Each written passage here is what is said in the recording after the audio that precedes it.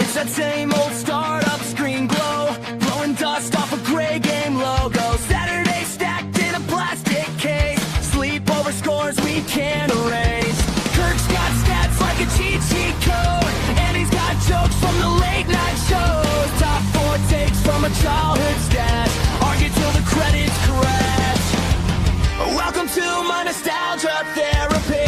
Tougher reasons I still feel 16. Pixel hearts and worn out DVDs. Play it back, let it all come clean. Laughing like we never had to leave. Hit subscribe to the Kid and Me. Every week's another memory. Yeah, this is my nostalgia therapy.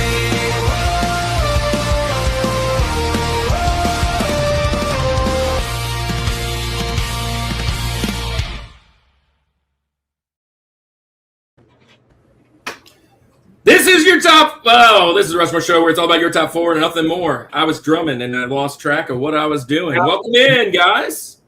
That's why I don't drum, dude, because my mind can't do both. 7 people in the house. Say hello. And who are you and where are you from?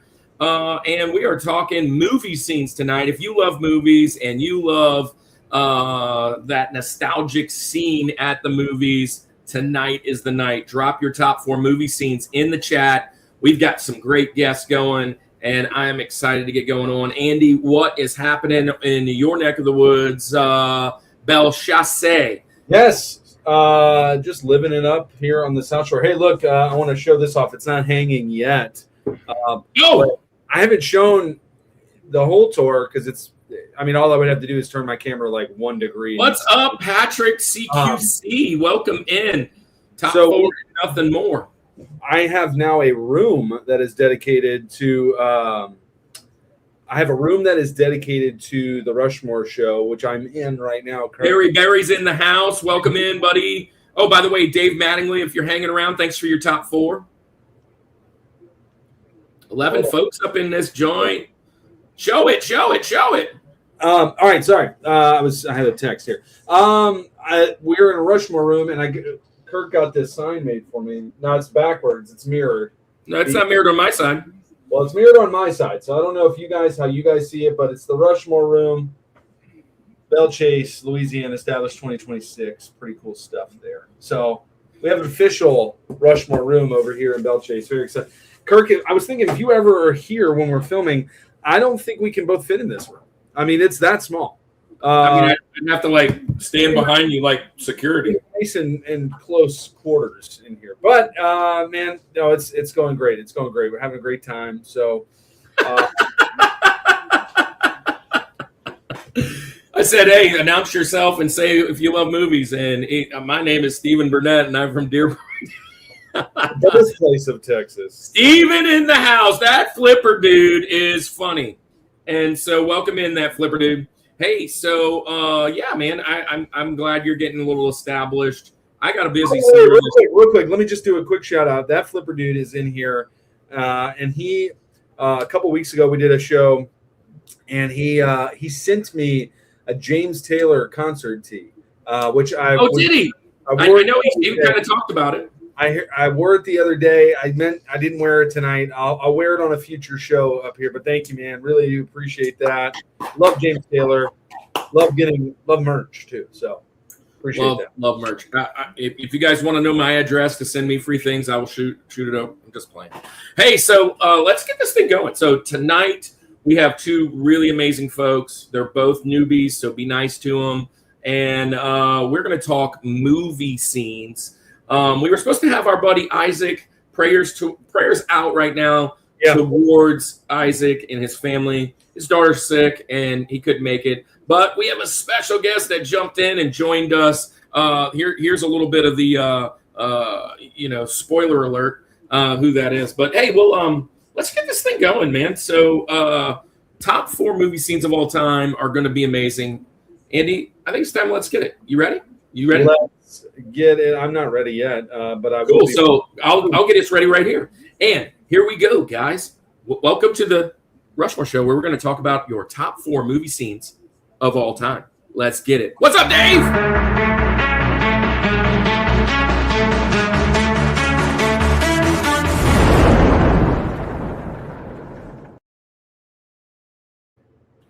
Yes, he is really coming on tonight. Yes. I mean, it's only been like 3 years that we've been like, hey, why don't you come on? Why don't you go? We haven't really like bugged him a lot about it, but Andy was like, hey, now that Andy's all cool, he like goes to special meetings with him. Hey, I heard there was a highly requested guest tonight. Yeah, absolutely. So let's get this thing going, and get those guests out here. Andy, we since Ben's gonna go second, right? I'm gonna announce him out here first. Welcome to the show, our buddy Ben Robert, the proprietor, the director, the owner, the mastermind of our favorite convention, next to Davies convention, who's in the chat. St. Tammany Collectors Con. Welcome in, Ben. There he is. Whoa. What's happening? What's going on? That's what I hit the wrong button. There he is. Hey. Let's get your applause as you come on up, Ben. And welcome to the show, Ben. Thank you. Welcome to the show. Thanks for jumping on last minute. Hopefully, I still can't hear got Kirk, yourself. Kirk, he can't hear you. We had that issue last week for some reason. I don't know. I hear you, but other people can't hear you. I hear Andy, but he hears me. I don't know what's going on with that. So, I now can't hear you. But I'll jump out and jump back in once I. Let's try that. Yeah, let's bring on our next guest first. I'll welcome him in, and then if it's not me, then it might be Ben, and we'll just have to do that. So Ben and Davey Rushmore Show would be quite the show. Yeah, we would love that, Patrick. So here, let's do this. Let's get our other guest out. Retro Rewind says he hears everybody. So all right, so here we go.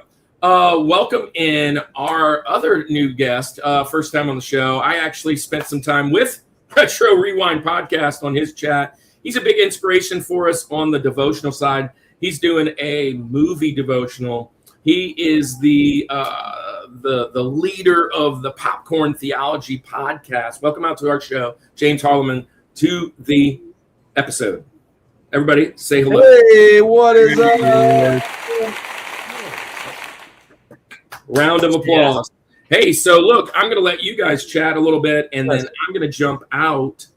So, Andy, you might have to tell Ben, hey, this is your chance to share everything about his channel, and I'll get out of here. Translate everything that Kirk just said, Ben, while he hops out. Hey, Ben, yeah, now he's saying he just hears me. I don't know what's happening. It's going to be one of those nights. That's just live internet for you. Hey, Ben, since you're going to go second, why don't you just share real quick everything about STCC, who you are, what's going on in the world of STCC. We got one coming up not too far from now. Starting to ramp up for it. Special things happening pertaining to this one. What's going on? What's that STCC all about? So St. Tammany Comic-Con, that's STCC. That is here in Southeast Louisiana in Mandeville, just north of New Orleans. We do this event every 2 times every year. And this fall, November 14th and 15th, will be our 10-year anniversary. So it's a big Comic-Con we do down here in Mandeville. We take over an event center called the Castine Center, and we pack that things with everything nostalgic, anything from comic books and toys, records, sports cards, Pokemon, all kinds of stuff. So me and my wife, we run it with a group of our friends. Andy, of course, is part of that, and Andy and Kirk come in every show, and we love having them. And so that's STCC. Nice. And when is the next one's coming up pretty soon, huh? Yeah. The fall show will be November 14th and 15th. Awesome. Yeah, man, we love STCC for sure. What a blast! What a great time! And by the way, Ben, I got to talk to you after. I may have a ice cream vendor. I just got off the phone with him before the show. Nice. We got that happening. All right. Well, Ben, welcome to the show. James, let's go to you real quick. Can you hear me, Ben? No, I don't think Ben can hear you. It may be on his end. He says he can't hear James either. He can only hear me. So he's gonna hop off and hop back on. Well, you're gonna have to translate for him. So great man caves, gentlemen. I love that. Hey, I missed what Ben was saying, but I know he told us all about St. Tammany Collectors Con. James, now it's your turn. Can you do us a favor? We call them the Summit Squad. Let all of our friends know all about the Popcorn Theology and your corner of the internet. Well, it's funny being on it with Ben since he does Comic Cons. My wife and I actually did a stint for about a decade as the cosplay coordinators, sort of the contest coordinators for Emerald City and C2E2 and some others. That was a blast season of my life, but not really part of the main part of my life. I actually just realized it was 25 years ago this week, I think, that I was actually paid to go see a few films at the Seattle International Film Festival and actually write spiritual reviews from more of a Christian perspective on them. That was sort of my entry into ministry, probably my first paid ministry, anything. Of course, now I'm a pastor at a church here in Greater Seattle, and I managed to start a whole website. At the time, it was called Cinemagogue, little cinema and synagogue squished together. Wrote a book on that in 2012 and published that. That inspired a couple guys. You might have ticked off my friend David, because it was actually my friends David and Richard who, inspired by the book, started this podcast. I didn't even know them then in 2012 to look at film from a fun but also spiritual perspective called Popcorn Theology. And then when one of them had their first kid, they asked me to come in as a guest host, and I never left. So I am a staple now, but to call me the lead guy, I think they were kind of like the Luke Skywalker and Han Solo, and I'm like the Obi-Wan Kenobi. My Force ghost just kind of floats in there. Yeah, well, that's great. Yeah, and managed to publish another book called The Marvelous Era after that, just to talk about the last decade, or actually 25 years really, of superhero cinema. So it's been a fun side hustle ministry alongside my main gig as a full-time pastor. And because I love talking movies. I think before I was a Christian, they were definitely my idols. Now they've taken a second seat. Yeah, man, that is awesome. And there's Ben again. Ben, can you hear me? I just Yes. Hey, there we It go. works. there it is. Hey, Patrick just sent you a wrench. Welcome into the moderator side of the Summit Squad. And Bryce just made it in. I made it home just in time. I was doing Uber Eats, sort of like, hey, we love Bryce. Bryce is our guy. He's one of our members of the channel. Hey, so thank you to both of you guys. Patrick says I have a very expressionate face. I always thought I had a face for radio, so that's good to hear. Oh yeah. Well, it is kind of we're supposed to be a podcast, but we're more of a webcast, I guess, is what it should actually be. So we have to show our face off sometimes. Yeah. So I'm expecting Mothman Prophecy's chapstick scene to make your mountains, is what Francisco said. And that is alluding to the fact that I was on Mothman Prophecies with James on Retro We Run podcast. So while we're there, everybody go and check that out after the show. But let's get this thing started. So we're the Rushmore Show. We go our top 4. If you're new around here, you can follow along with us and be a part of the journey. We go 4-3, take a little break, 2-1. And what is really cool about our show, it's our nostalgia therapy. You may have saw that in the intro. But what we love is the fact that every one of us have a different experience with pop culture and a different take on what you would say are the top 4 of certain genres. Tonight, we were actually, Izzak, who's not here, was the one that actually picked this. And James was kind of like, I don't know if I want to do this one. I'm not sure. So hopefully we work this out. And then Ben jumps in last minute. So we're going to do movie scenes. It's one that Andy has wanted to do probably for about 2 or 3 years. And we finally talked some people into doing it. So we're going to talk movie scenes, greatest movie scenes of all time. With that being said, James, you're going to go first. You need to tell us kind of your criteria, like what you were thinking when you curated your list, and then you're going to start us off with Rosie, the first part of the mountain. So give us your criteria first. Well, so I get to explain how you guys almost killed me. So, welcome to the show. Although I blame Izzak, right? So but he gets a pass now. I can't be mad at him. So, so I'll explain the criteria. But along with that, I do get to pick on you guys a little bit because almost all your other shows, even all the ones I've watched, Christmas foods. It's not just foods, right? Cartoon theme songs, not just theme songs. But yet you gave me movie scenes. It's like, where do I even start? Yeah. So part of me was like, calm down. Just identify 4 categories and then pick my top in each category. But there's so many more than 4 categories. It's like action scenes, opening scenes, climax scenes, scary scenes, chase scenes, reveal, twist scenes, monologue scenes. So after I got out of the hospital, I just decided to go real personal and pick 4 that I wanted to make sure they did have cultural impact, but then also had some kind of legacy impact on me personally, maybe at different life stages, some kind of emotional or personal way that they've lingered. That is fantastic. You sound like a regular. So as you can imagine, with all of that craziness in my head, I have a fair share of Benjamins. Yeah. I love that. I love that. But so that being said, I'm for my Rosie. Yeah, so you're going to go up Rosie. Tell us your number 1. We'll start climbing this mountain. Okay. So let me build into this here. So this was from one of my greatest joys in a movie. So this scene was one of my greatest joys in a movie as a youth, and also the first time I cried in a movie. It was 1986. And this movie scene didn't just traumatize me, it traumatized an entire generation of boys. It was an animated movie featuring a character who's endured for over 40 years.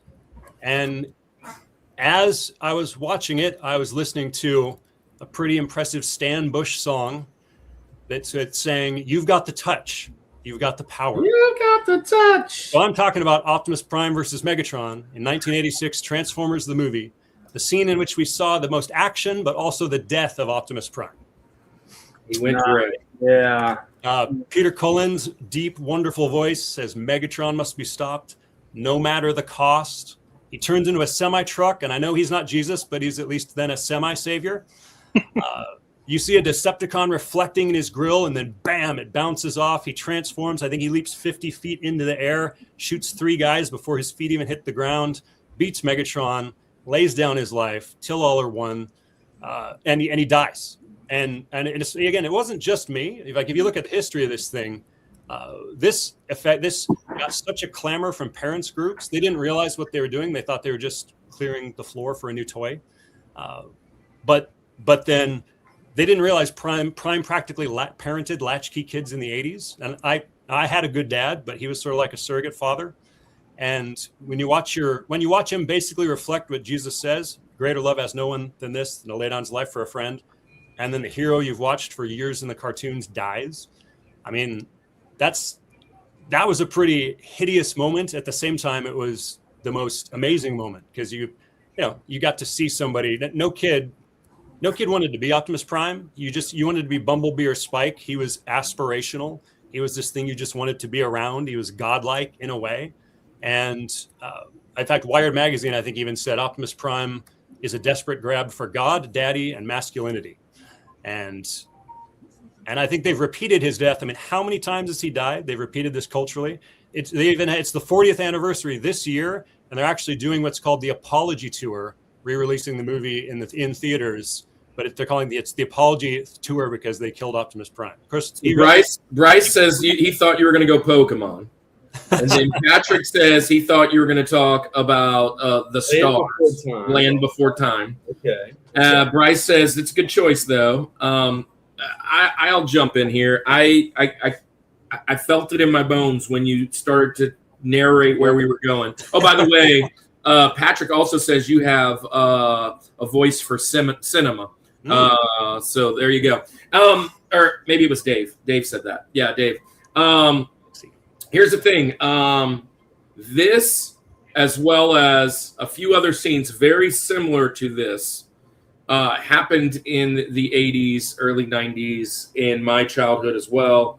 And they are the kings of depression. If we ever do the saddest moments, if we ever do the saddest scenes or saddest moments of your childhood, this will probably make it. I loved action figures.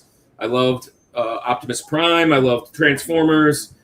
Speaking of that, from what I remember, I believe they were going to kill Duke too, and because of all of this, they were like, "No, we're not going to do that because that was a bad idea."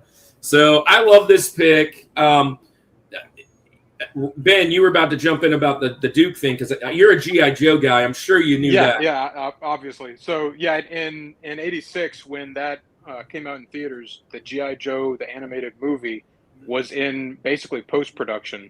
and they saw the reaction of Optimus dying. And if I remember correctly, the Transformers movie got the idea because they heard that G.I. Joe was going to do that with Duke.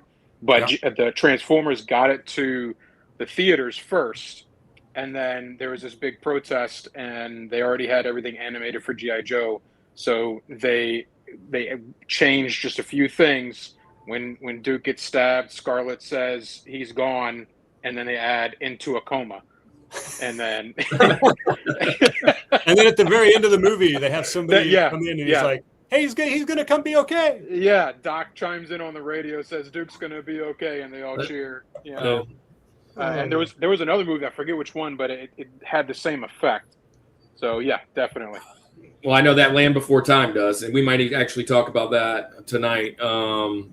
But there's 3 more in my mind. When I was typing my things up, I had a short about 6 movies that are like, these are some of the greatest scenes of all time, but they're not my favorite. And I kind of like put them on the side in case I need them for Benjamins. And this is one of them. Duke will return in Doomsday. So Patrick says All Dogs Go to Heaven would definitely be on my Rushmore of saddest scenes with Emery. That is another one of those tear-jerking scenes. And hello, Kenneth. What's the frequency? Welcome in. My problem with sad scenes is that, dude, I cried in The Rookie. I mean, like, it's like I don't know, like I'll just cry in any movie, and totally unashamedly. Well, especially after I got saved, I started crying all the time. I was like, I got 3 daughters. I mean, that's all we do is cry. So yeah. This is a good pick, though. Well, good start. Transformers. I didn't know that this was going to be mentioned tonight. I didn't know how you guys were going to go. So this is a good pick. Andy Sean is in the house. Real life perspective. What's going on? What up, fellas? Ooh, almost the weekend. Yeah, man. Real life. We got a plan when we're gonna hang out on your side of the woods again. Love what you're doing.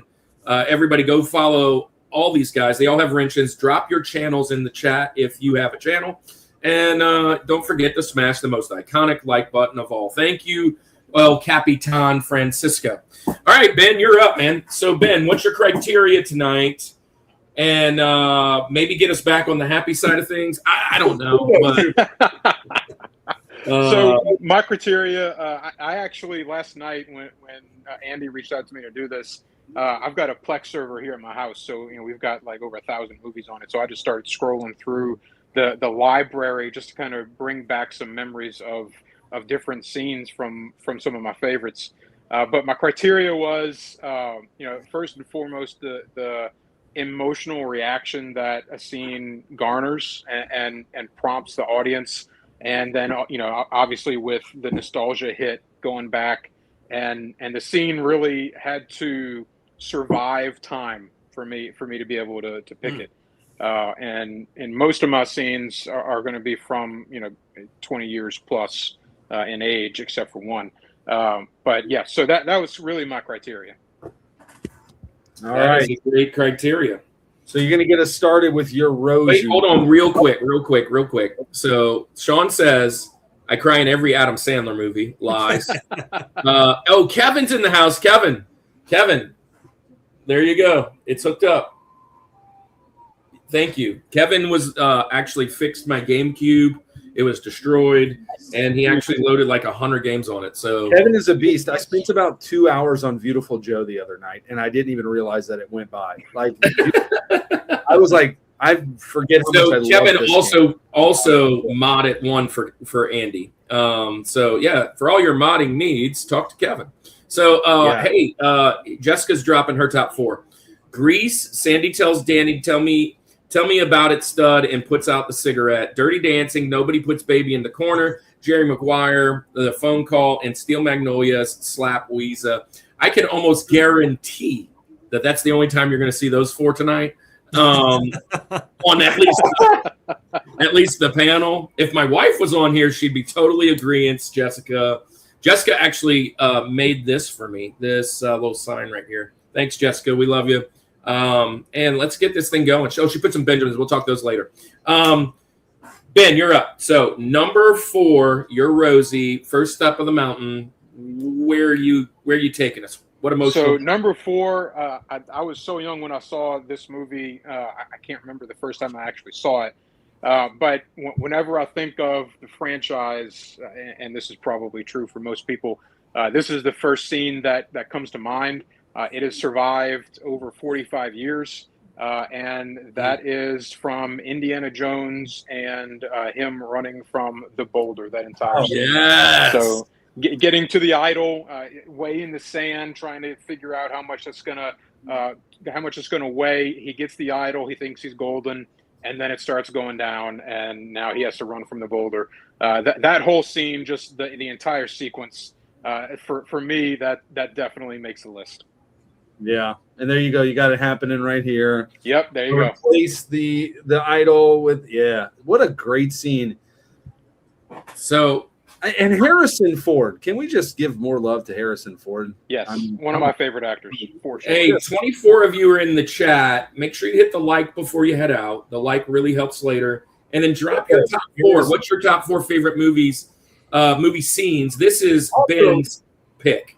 Also, what I'll say about this scene, and not just this scene, I think scenes there's a lot of scenes that like they started in this movie and they've been either parodied or recreated in a lot of things. And funny story, Kirk, you'll like this.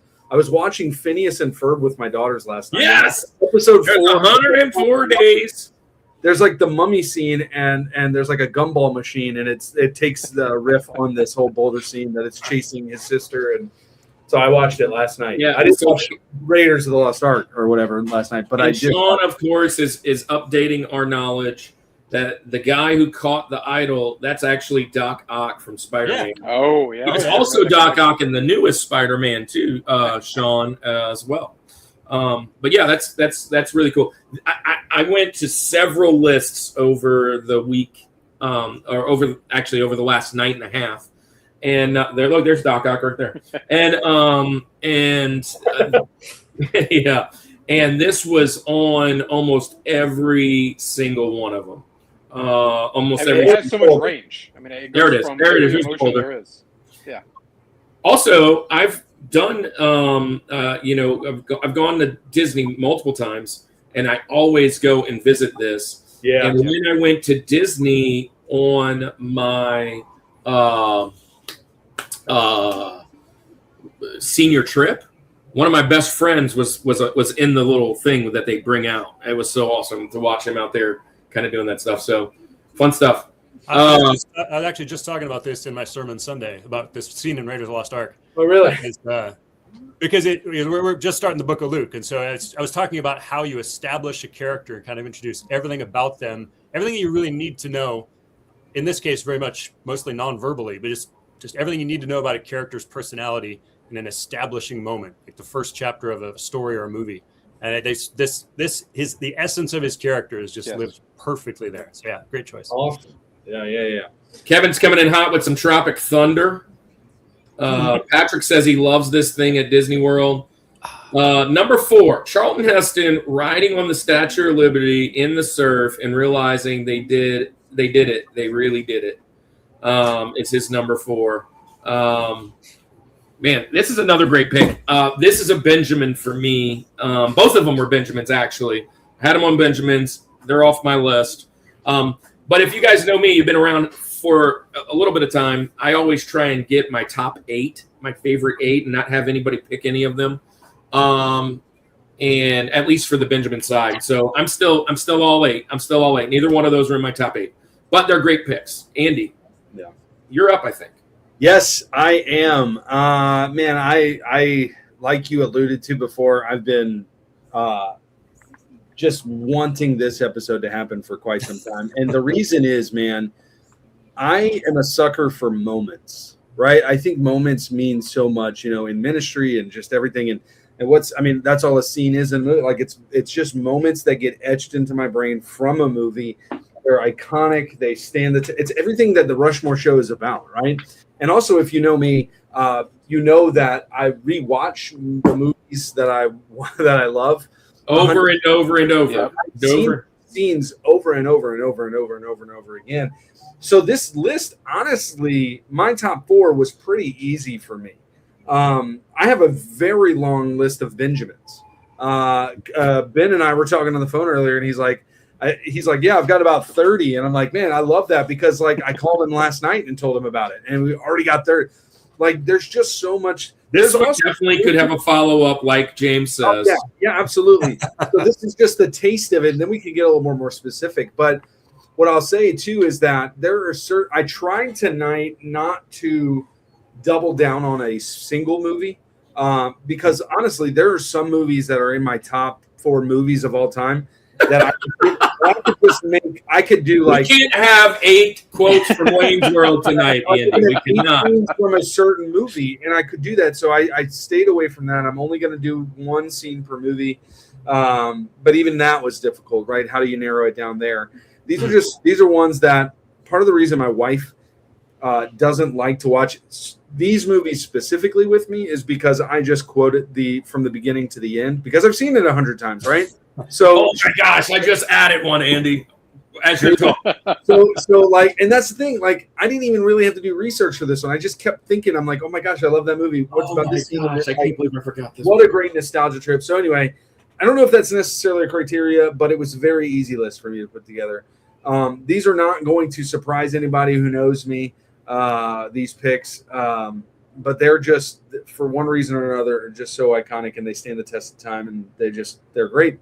So I'm going to start my list off with one of my favorite. Now these 4 movies are probably in my top 4 movies, or maybe not top 4. They're definitely in my top 10 movies. Some of them are definitely top 4 movies, but this first one, 1986, this movie comes out. If you want to talk about quotable movies that I rewatch 100 times, funny story. And Kirk and Ben, you know this person, so it's really funny. When I was going to Argentina 2 years ago, you have your little tiny screen in front of you, and you only have certain movies to pick out of. This movie was on there, believe it or not. I was like, absolutely, we're watching this. And Pastor T is sitting next to me. She has no idea. She asks me, what movie are you watching? And I tell her what it is. And she says, I've never heard of that. I'm like, you wouldn't have heard of this. Of course you would. I don't know how you didn't hear about this movie. She watched the whole movie and she said, I absolutely hated it. Oh no. So sounds about right. James, she's the care pastor on staff. It's a great lady, but it doesn't surprise me that was how she felt. 1986. If I love a good time, I love a party. I love down here in New Orleans going to a parade, and this is the parade scene from Ferris Bueller's Day Off. What? She hadn't seen Ferris Bueller? Dude, never saw Ferris Bueller. Oh my gosh! I've seen it enough times for her and her whole extended family. I can see her not liking that movie. Right, it makes sense now that you know what movie I'm talking about. It totally is on brand. But I love this movie. This is one that I could have picked 4 scenes from Ferris Bueller and easily have been totally fine with it. But if I'm thinking what is the most iconic scene, it's Twist and Shout. You start with Don Shane, you got Shout. What's really cool about this scene, obviously just the nostalgia of the movie itself, but it was actually filmed during an actual parade in Chicago. It was the Von Steuben Day Parade, so it wasn't created just for the movie. There was thousands of people in attendance for this who were actually just in attendance for this parade, not to be like an extra in the film or anything. Just really, really cool to see, how you kind of tie those 2 things together. Fantastic. She needs to stop and look around. Yeah, she should. But man, Twist and Shout, Don Shane, the parade. I love the part where Ferris's dad, it's literally the parade's happening right by where he works. He looks down, he doesn't see Ferris. He looks at his newspaper. Ferris passes by, and he looks back, and Ferris is gone. He just eludes him the whole time. Great use of song and that. Oh, and I forgot. I'm supposed to be sharing these things as we do this, but we could show this. Let me share my screen real quick. Here's the Von Steuben Day Parade in Chicago as it happened. Anyway, I'm hearing the music as we're going. Cameron, and I may get dinged just for the video, but I didn't want to play the audio because I know that Shake it up, baby, now. everybody just sing it themselves. But yeah, so what you guys think about this one? I'm gonna fast forward a minute. Yeah, I mean, classic movie. There it is. Ferris Bueller is probably pushing one of the top movies we've ever talked about on the show for different reasons. Andy, you and I did back in the day when we did intros and we actually edited and did all that stuff. We did a Ferris Bueller, and it is so meta. Swing better. Yeah, we did that intro. Actually, we did two of them with them, I believe, two Ferris Bueller's ones. And anyways, great show. 0-0. List. Who's winning? The Bears. Yeah, I love this movie. You guys like Ferris Bueller? Of course. It's been so long since I've seen this movie. But you have seen it. You're not like Pastor. Yeah, I've seen it. Yeah. I honestly can't say if I've seen it all the way through. I've seen so much of it that it feels like I've seen it. But yeah. I know I've seen it all the way through, but you're not wrong. I've probably seen it in parts, in passing, even more than I've seen it. It was like a TBS staple. Like you just turned on TBS, you either got Beastmaster, The Braves, or this. And this is I love this movie. I love this movie so much. And we all aspired to skip school and be amazing like this. And my parents wouldn't let me miss a day ever. So I was like, oh man, he's so cool. Or we tried the trick to try to get the car to roll back the odometer. I don't. That's Yeah. Oh yeah. That's another scene. When Cameron falls to the bottom of the pool. Yeah. I don't trust him as far as I can throw him. Well, Mr. Rooney, with your bad back, I don't suggest you throw anyone. I'm telling you, I'll quote this entire movie if you. Yes. I love it. If you have not watched it all the way through, please do yourself a favor. This movie is one of the movies that defines me, that like made me who I am. Oh yeah. For better or for worse, whatever that is. And we have a lot of people in the chats we got to catch up with. So just want to say hello to John. That's Kettlebriar. He is one of John. He is actually James. You'd love this. He is the cosplay dad of all these conventions. He does all the cosplay contests. So nice. James earlier on said that he used to do that as well. Kettlebriar, which is John, religious fanboy. He was on last week. He dropped his top 4. The Zombies Are Real, Scooby-Doo, One Zombie Island, the end of the Stand By Me, which is such a great scene. Is the end of the movie Your Name and Batman Beyond Roast the Joker, Batman Beyond Return the Joker. So those are all great picks. Some other stuff I saw. I got to see Spamalot on Tuesday in the Sanger. That's pretty amazing. He said we all know the lyrics. Abe Froman, Sausage King of Chicago. Yeah, Flipper Dudes laughing. Or Christmas Story for Christmas time. John Hughes was a genius. Yes, he was. We actually did a whole John Hughes show. And that was with Alex. Oh, yeah. Ben Stein was in it. Bueller. I want Ben Stein's money. This movie, every scene could be mentioned tonight. Yeah, man. So, gosh, what a great pick. And I didn't put any Ferris on my mountain today, but I do love that movie. T2 thumbs up in the lava is an epic scene. Is number 3 for Sean. Sean, you're jumping ahead. We got one more. My number 4. Here's my criteria. It's going to be a favorite movie of mine. It's going to be one of my favorites. It's got to feel nostalgic. It's got to feel iconic. If this is going to be the best moments of all time, it's probably a movie I think is one of the best of all time because it's one of those scenes that keeps me coming back, right? You guys, if you've been around, you know Andy and I's favorite scenes. So not all of these are going to be a surprise, at least in the top 4. But I do have some fun ones. I think maybe potentially in my Benjamins tonight. I'll start off the mountain. And by the way, I'm an 80s, 90s guy. Most of my movies are going to come from the most pivotal time in my life, being in high school, college. But some of these may have made their way out just a hair. And this, I think, is, if I'm scrolling, my top 4 at least. This is my newest movie of all of them tonight. And this movie came out in the year 2000.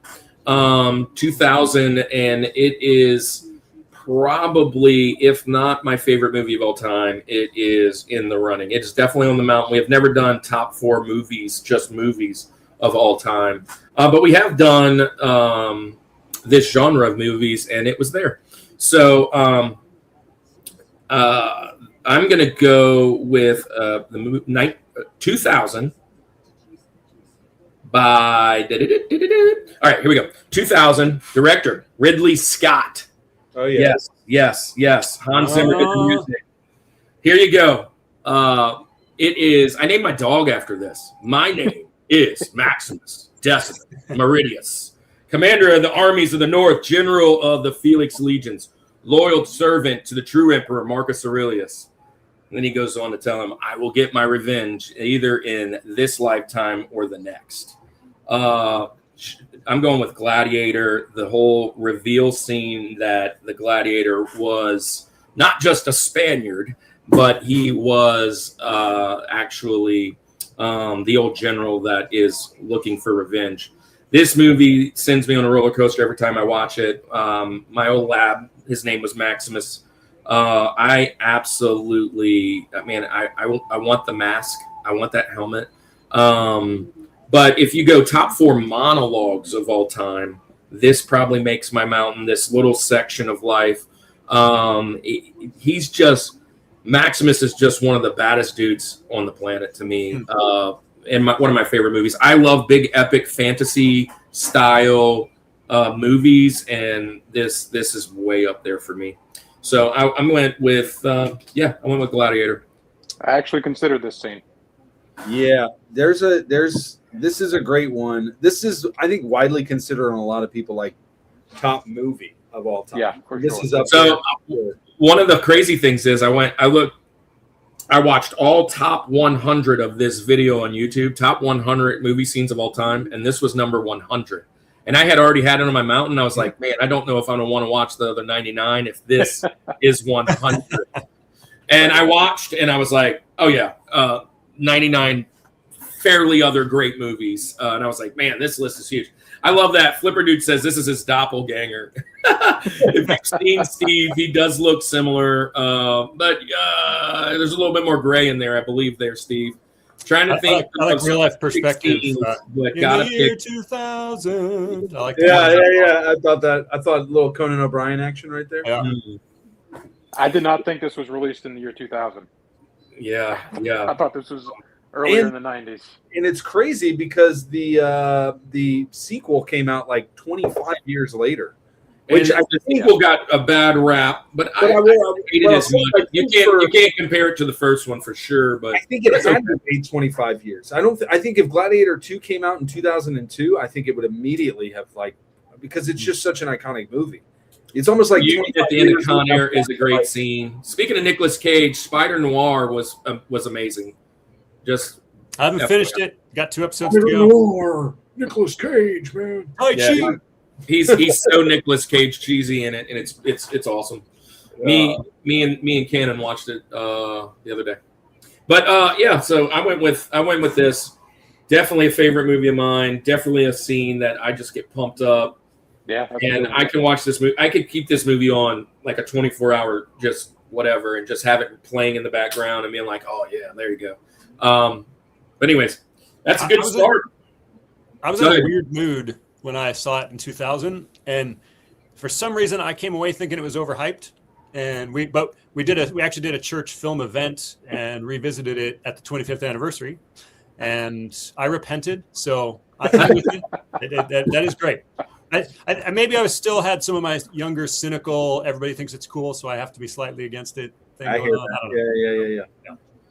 Yeah, I will say I've never, and you bring up a good point, and someone that has been a movie critic and still kind of does that, it kind of amazes me sometimes what the critic will critique. Because I'm like, man, gosh, just relax a little bit. That was a fun movie. And a lot of times it's more of the art side of things, the script, the writing, the preparation. And to me, I just want to be like, man, I had fun watching that. And this is just one of those movies for me that will always be in my library. It just will. Hello, Patrick McCaskill. Welcome in. Patrick CQC says, Nicolas Cage in Spider Noir is the most Nicolas Cage role ever. It was. It's pretty fun. True. And Sean says, put the bunny in the box. Well, Andy, we're through our first round. Now we don't need to do criteria, James. You can just jump into your next one. This is TJ Jazzy Jeff, number 3 on the mountain. We kind of see where you're kind of going with this sadness. Let's see. You said you were going to kind of bounce around a little bit, so I'm thinking you're coming out of there. What you got? Well, so you mentioned monologue scene, which is appropriate because that's where we're going here. And whereas my first one was more of an aspirational scene there with Optimus Prime, this one was something that hit me a little bit later in life. And it was the first time I think I had a morally gray film that was wrestling with fatalism, or maybe what Ecclesiastes would call life under the sun. And I didn't see this film when it first came out in the 80s. I didn't see it until 1992. And I saw the director's cut, and it became my favorite film of all time for undisputed for 25 years. I think it matured me as a human because it actually has in its climax a scene where the protagonist is helpless and the antagonist saves his life, and then gives a dying speech that makes you realize the antagonist maybe actually is the protagonist, or at least sympathetic. And this is the rooftop finale scene of Blade Runner. Yes. With a speech given by Roy Batty, actually just 3 sentences, the Tears in Rain monologue. Yes. And so most people are going to, it's funny, even probably less people have seen this than Ferris Bueller. So who knows if people have seen this, but. So I actually watched this scene 2 or 3 times last night as a reminder because I haven't seen the original in a while. I did watch the newer Ryan Gosling version not too long ago, but I enjoyed Blade Runner. And this scene is kind of cool. It is essentially he's like, going to be forgotten like Tears in Rain or whatever it was. And it's just really cool.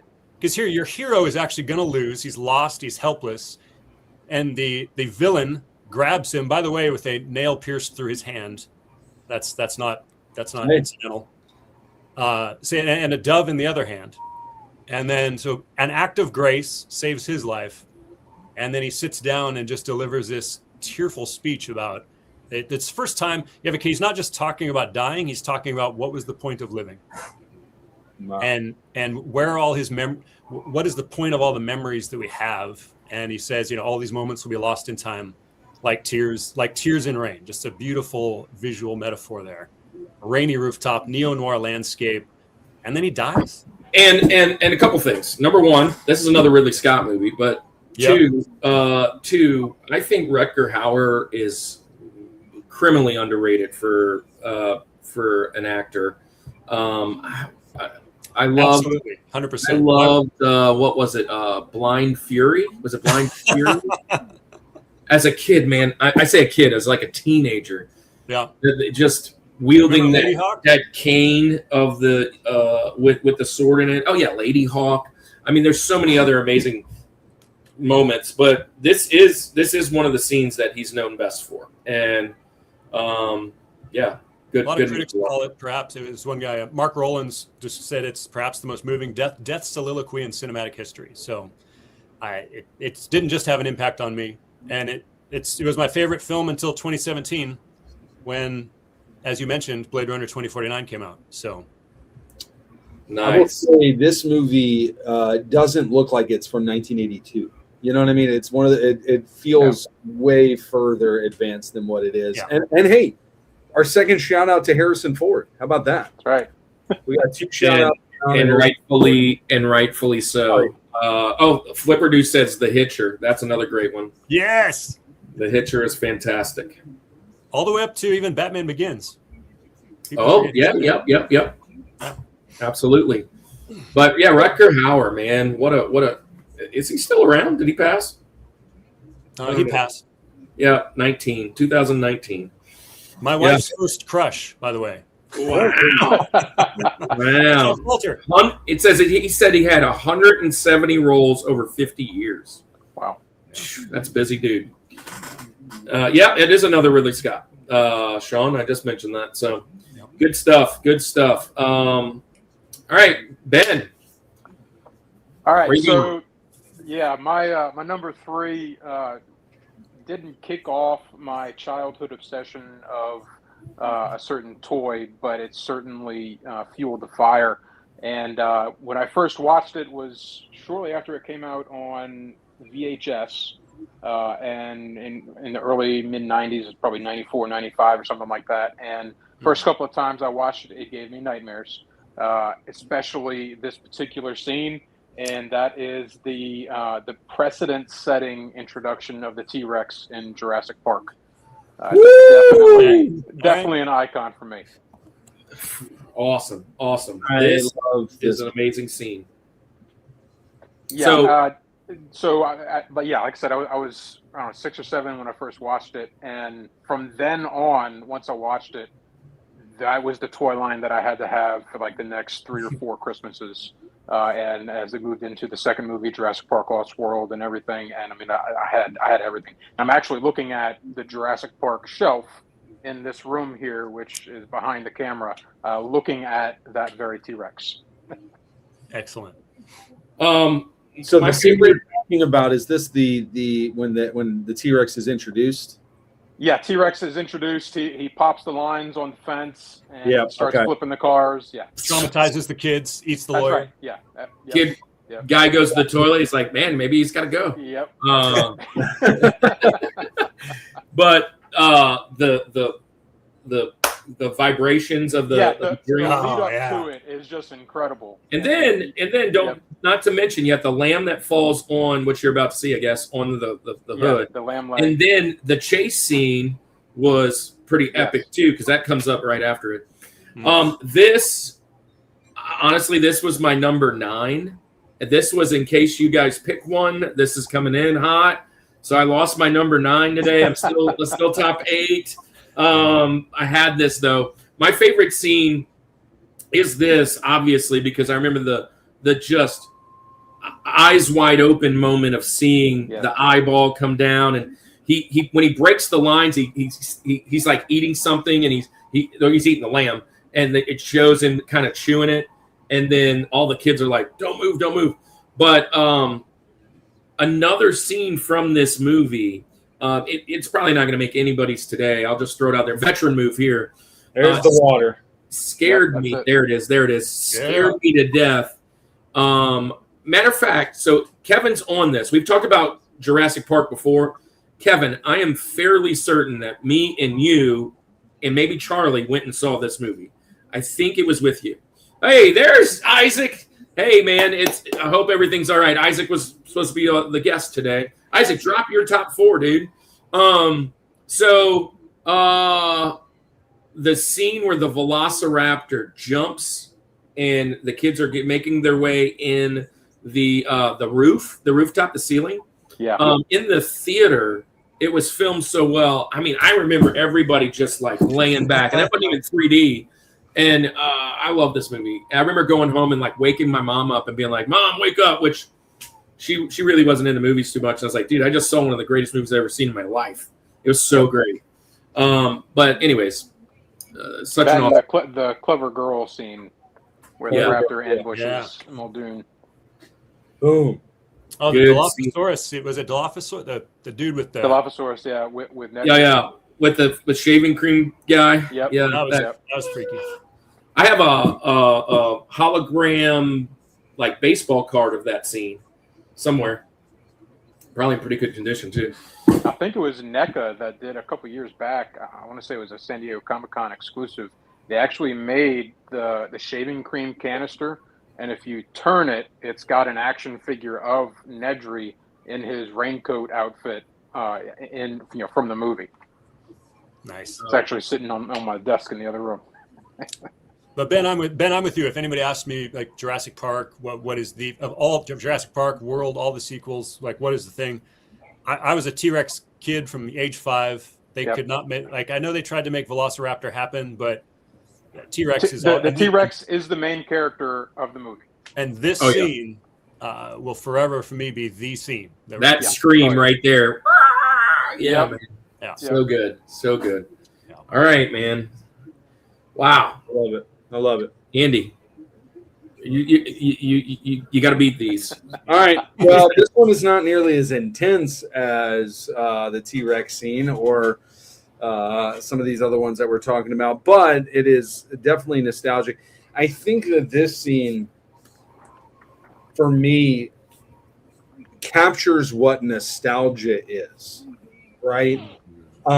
We do this nostalgia therapy thing. We're here every Thursday night and we have the little theme song and we jokingly call it nostalgia therapy. But nostalgia is a very therapeutic thing. It can be, right? Like looking back at stuff and just reminiscing and all that. Of course, we don't want to just continually live there because we know, we have to progress. However, it is fun to do this. This scene, the way that it is just shot, is one of the more beautiful scenes that are out there. In fact, it is shot in a way, and I believe it's intentional, to make it look like a nostalgic memory, right? Because that's what this movie's all about. It's all about nostalgia and reflecting back. And Kirk, if we're going to crush more tonight, I think this is going to be the one. I'm going to go. We're into the year 1993 now. 1993. Great movie year, by the way. We just mentioned Jurassic Park, right? So 1993, this movie comes out. Man, it's a beautiful scene. And I'm going to go, we're coming up on 4th of July. So let's do the 4th of July scene from The Sandlot. This is the scene where the fireworks are happening. It's shot. It almost looks like a dream, like the way that it's filmed. Let's show this one so everybody can see. This is the scene. America the Beautiful is playing. This is Americana, right? This is a scene where, they're going to get their buddies and hey, look, it's night. We're going to go play ball. Hey, Andy, don't play it so long because every time you play one, it's kicking us out. Is it really? Oh, well. Yeah. It's okay. I mean, it's okay if they kick us out, but we'll lose the feed for them, the community. Well, anyway. This is the scene right here. The fireworks playing baseball scene. I absolutely love this one. It's like a dream. It's kind of a lot of parts are in slow motion. They're running out to the field. Everybody's grilling hot dogs. I mean, look at that spread right there. You just grab a bite of a hamburger real quick and take off running because, we got to eat, but baseball is what it's all about. So I love this scene. This is Americana. This is nostalgia. Look at that. I mean, how many people wanted to run through with all the fireworks, the slow motion, everything. Beautiful scene. America the Beautiful is playing. This is what it's all about. I love this scene. Yeah, you made it. So it didn't kick us out that time. No. Hey, so fireworks is probably this is on my Benjamin. It's not my scene. It's not my scene. It's on my Benjamins. Still not in the top 8, but I will say this is a fantastic scene. And with Ray Charles. Perfect scene. I actually watched this movie on Memorial Day. It came on after something I was watching, and I was like, I'm just going to leave it on.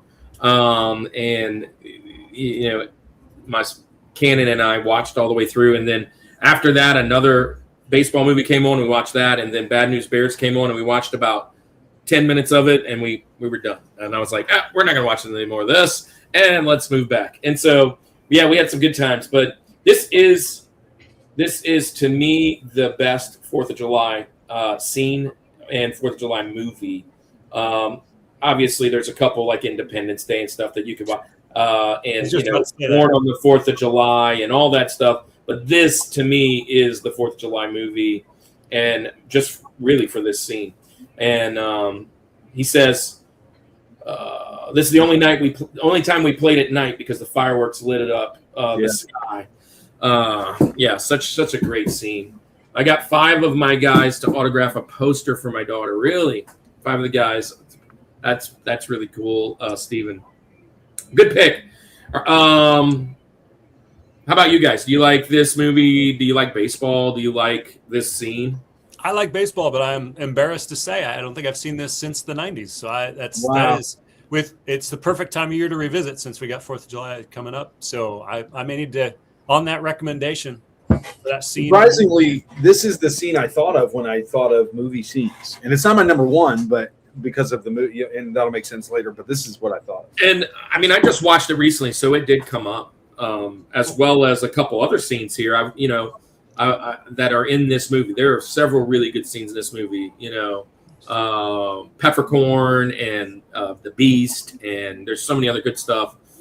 But yeah, this is the main one for me. Yeah. Flight of the Navigator, also a July 4th movie. Retro Rewind.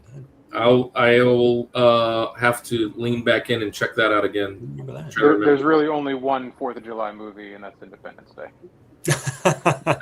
Yeah, well, that's okay. Which has another great monologue in that movie. There's a great monologue in that movie for sure. Yes, one of the best. If any film made me patriotic, that would be Independence Day for sure. Yeah, I did love that movie, and I still do love that movie. Will Smith will do that to a man. Will Smith will do that. So Andy, I mean, I'll jump in. I pretty close. We're kind of on the same wavelength for this one, but I want a different movie. I did, and I kind of have been giving it away all night. I'm going 1989, and this movie is one of the first movies that I can remember of me just loving the game of baseball. But every time I watch it now, I can't help but cry at this scene. And it's the epic scene in Field of Dreams where Ray asks his dad before he goes back away, "Hey, Dad, want to have a catch?" And let me tell you something. If I had one dream in my life that I could go back and redo, would be to see Dad out in the front yard and say, "Hey, before you head out, you want to have a catch?" Gosh, this scene hits me in the feels every time. I love the whole movie, but when it gets to that part, I am beside myself. I watched the scene 2 or 3 times, and as it was loading, I just went to the scene the other day, and as it was loading, I was like, "Oh man, I feel the tears already." Baseball is such a big part of my family's life. I love this movie, and my dad was just so instrumental with me. And honestly, he never got to meet my son, and now I get to play catch with him. I'd really have him throw catch with my dad would be, double down, triple down. So I'm going Field of Dreams. Hey, Dad, want to have a catch? Yeah, this is a great one for sure. And Retro just threw it out there. Francisco has not seen Field of Dreams. So, Wow. I mean, that's James Earl Jones, Kevin Costner. It's just a really good movie. And now they're actually doing the Field of Dreams as like a part of the Major League schedule. I absolutely love that, and I'm so glad that's become a thing. In a cornfield. I mean, how cool is that? In the cornfield. I know they played 2 or 3 of them. One was the Cubs, and so the original was the White Sox Yankees. So that was and when they were walking out of the cornfield, like the movie, that's how they came out. Dude, what a beautiful thing. Yeah, man. Dad, want to have a catch? What? You said your finger was a what? No reason not to see it. Would like to at some point. I don't know what is happening. It's a great movie. I will say, there's a lot of great baseball movies, and Patrick threw out another one. He said, "There's no crying in baseball." I mean, there's another one. We could do a ton of baseball movie things. In fact, we did a baseball movie episode, so that's been a while. But yeah, this is a great. What do you guys like Field of Dreams? Have you seen this one? Are you hanging out with friends? Been a while since I've seen it. I'm not a baseball guy. I'm a football guy, so it doesn't resonate quite as much with me. But yeah, definitely have seen Football it. doesn't quite have the nostalgia. I don't know, and I think I enjoy football more. I'm the same way, but baseball just has something that's deeply nostalgic about it. I don't know what, maybe because it's been around since the year 400. So I mean, that could be part of it. I figured out. I was trying to put my finger on. Now I'm getting it. They're exactly. I was like, I didn't say that, and my mind wasn't there. But yes, that is a scene from that movie with James Earl Jones. I put my I became a baseball fan in the late 90s when our team up here in Seattle, the Mariners, actually had about the closest they ever got to, making it to the World Series. And so 116 wins.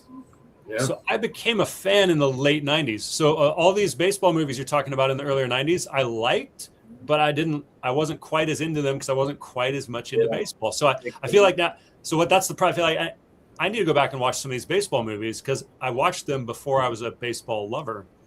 So I've sort of missed the boat on those. So I think they would move up several notches in my mind if I watched them now. Watch the movie, see if you cry like me. I will just say this. I grew up playing baseball. My family, my dad, we all just played baseball.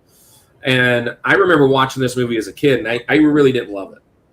I mean, it's not like a kid's movie. But watching it probably as a young adult, like 18 to 20, it just hit different. It just really did. And then now seeing it after my dad's passed, and he used to talk about some of those guys, the Shoeless Joe. My dad was born in the 40s, right? So he was a kid, and, Shoeless Joe had, for us, it'd be like a guy in the 80s or 90s for him as a kid. And so baseball's just been a big part of our family, and I had to have at least one. This is the one I went with. But hey, we're at halftime. We're at halftime. Let's do some commercials. Yeah, let's do some commercials. So we're going to highlight a member of the week. We're going to highlight a member of the week. We're going to highlight a culture box of the week. And before we do that, while Andy, you are pulling all those things up, I'm sure you want to get the website up, Andy. I will talk about this really quickly because we have a friend on the channel today that's in this.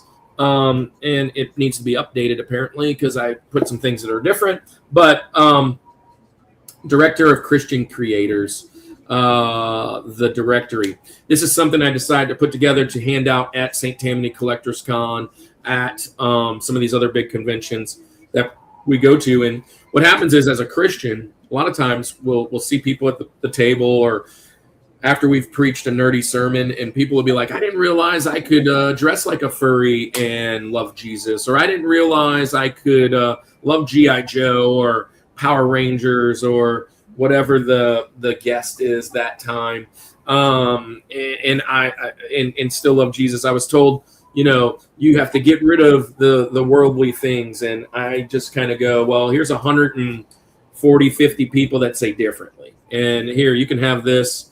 And if you open up in here, it's just a bunch of web pages and things to go to.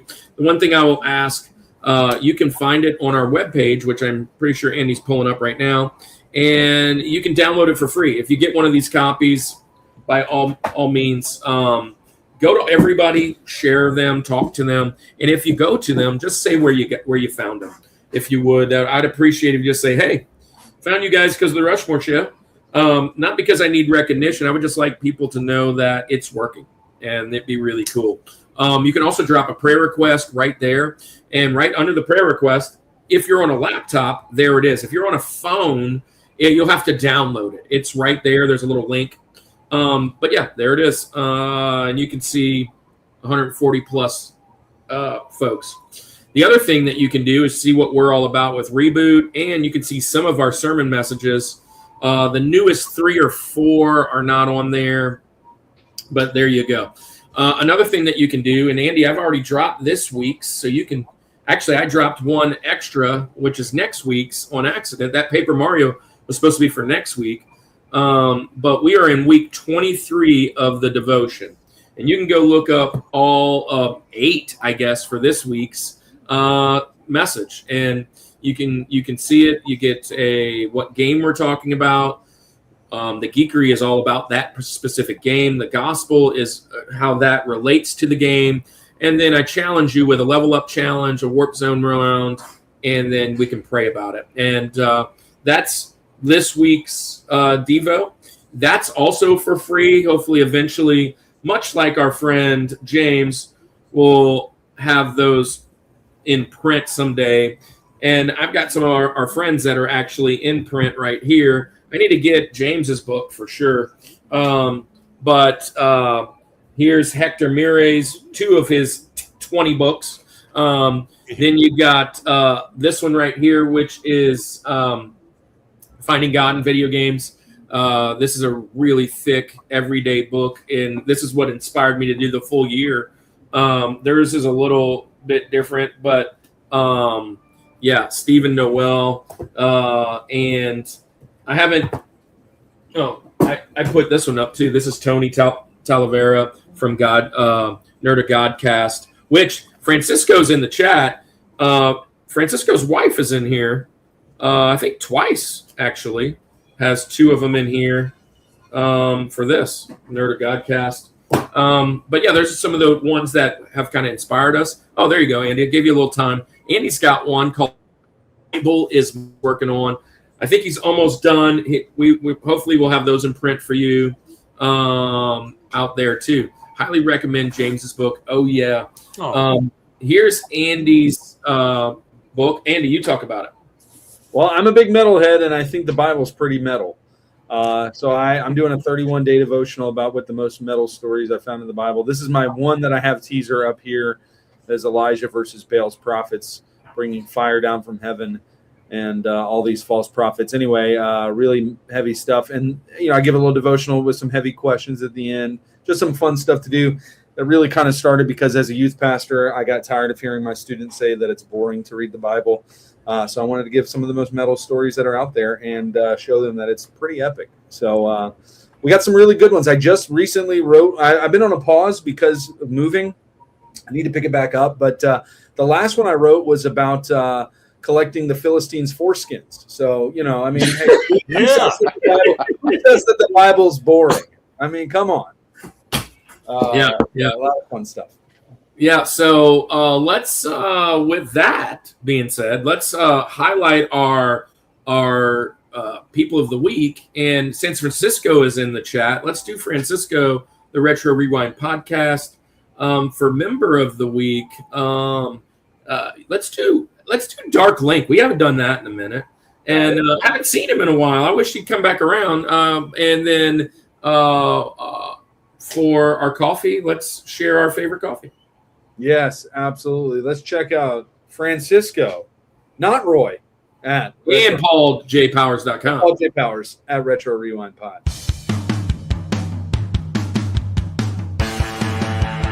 Every other week, join the Retro Rewind Pod as they travel back 15 or more years along the entertainment space-time continuum in their mission to review movies and games, establishing what is still worth your time today.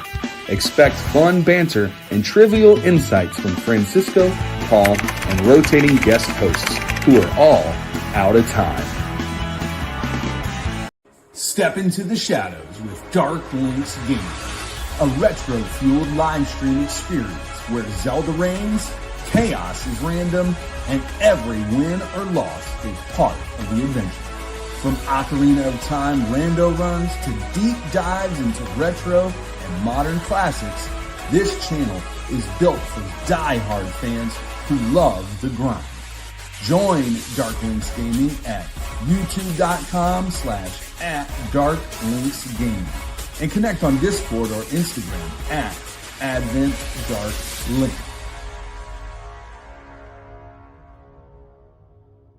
Let's face it, at-home coffee can be pretty stale. Coffee at home doesn't have to be boring. The Village Coffee is here to deliver the flavor. The Village Coffee roasts coffee every week and sells online. Go to villagebeans.com to order your coffee today and use discount code RUSHMORE for free shipping. Man, they got a lot of talk about 3, 4, 5 skins up in the chat.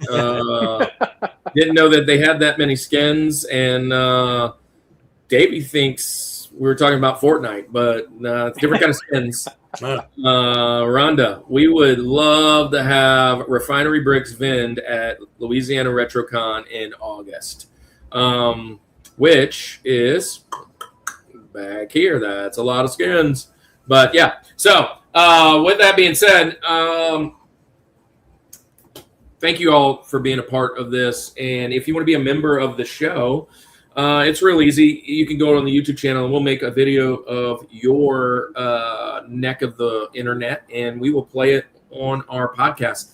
The plan coming up is to play more than one going forward so that we can get it, because we have so many members and we really feel like we got to honor everybody. So we got to get those in there. Matter of fact, Davey's got a video that we need to play too. So with that being said, let's get back in the show. And James, you're up. This is Link. We just played Dark Link. But what is your number 2 favorite video scene of all time, movie scene of all time? Well, so this one's going to go a bit different probably from the last do one. I grew up a comic book nerd. I mean, my second book was all about comic book movies. And my first memory, actually, the earliest memory I can have is my dad rushing me home to see the premiere of the Incredible Hulk TV show. So I was a Marvel guy on that. I watched I love everything, but definitely more of a Marvel guy than DC.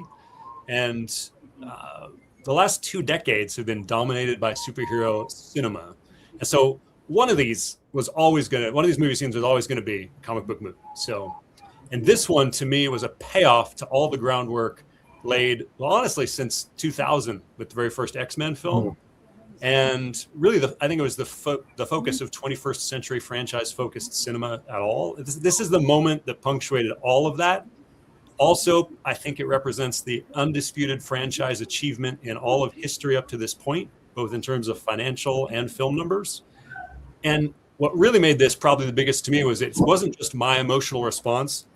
I think at 53 years old, this was maybe the most powerful audience response I have ever experienced altogether in a theater. And so that has to go to Captain America being worthy, all the way to saying Avengers Assemble in Avengers Endgame. I know some people are going to say it's the portal moment. That's the end of the scene. I have never seen a theater come as alive as when Captain America captures that hammer. I know some people would probably say it's the snap when Iron Man saves the day, but by no coincidence at all whatsoever, one of the first comics I ever bought with my own money was a copy of Captain America. I think it was 185. And so that moment when Cap pays off that moment of he's there to do it all day. He's got Thor's hammer paying off in Avengers Age of Ultron. Like 22 films, the culmination of a journey nobody else has ever even attempted in film history. That long, that connected. And the audience you couldn't even hear the next 5 minutes of the movie. I had to see it again because there was screaming and cheering and clapping and probably some tears. But so I got to go. I think you even put that as one of the promo things. I was like, oh, well, you called it. That was going to be mine. So that is my link. Well, let me tell you why it called it is because usually while I go build that up, I have it usually uses some of my picks. And this was my number 5. This is the very first. Actually, it was on my mountain, and I lightly got nudged off as I got closer. Not because it's not amazing. It could easily be my George. It could be easily. I was in the theater as well, and remembering, looking around, and What's crazy is there's some movies you go watch and you can watch it on opening night. It can be packed to the gills.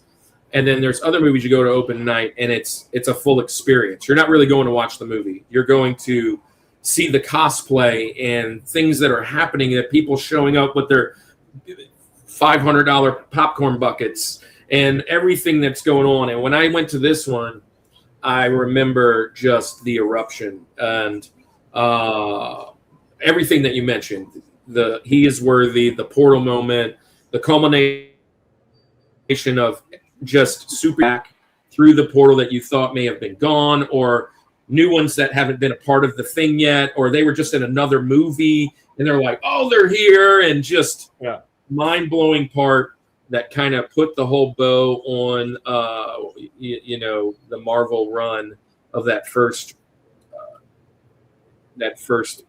portion. And I agree. This is definitely needs to be on the list. Andy's not a huge superhero guy. We have actually superhero movies coming in the next round in November already booked. So Andy, I don't know that this would be your. Let me tell you why real quick. And I like the ones I've seen. My problem is, for one reason or another, I got so far behind on the MCU movies that it almost feels like impossible at this point. You know what I mean? Like it's like I'm just gonna like chalk that up as an L, and it just is what it is. I've seen a handful of them, and I enjoy them. But even on top of that, to be like real, like, and I'm so in the minority here, and I understand it. I get it. I'm not saying I have a popular opinion at all. I just don't like. I like the movie while I watch it, but nothing is like I'm going to go rewatch that movie. Like I'm like that was okay. It's the culmination of all of the movies. I understand this scene is that's the only reason it pays off. I think that's cool. My problem is I have to see all of them to really understand it, and I just didn't. Or maybe not. You could skip Captain Marvel, but other than that, to really appreciate it, I guess to the extent that I should, I probably should see all of them, and I just don't have hours to do that. Because you're on the 31st time of The Office. Yeah, I mean, if I do that, I've got to decommit to watching The Office again, and the 62nd time of Parks and Rec.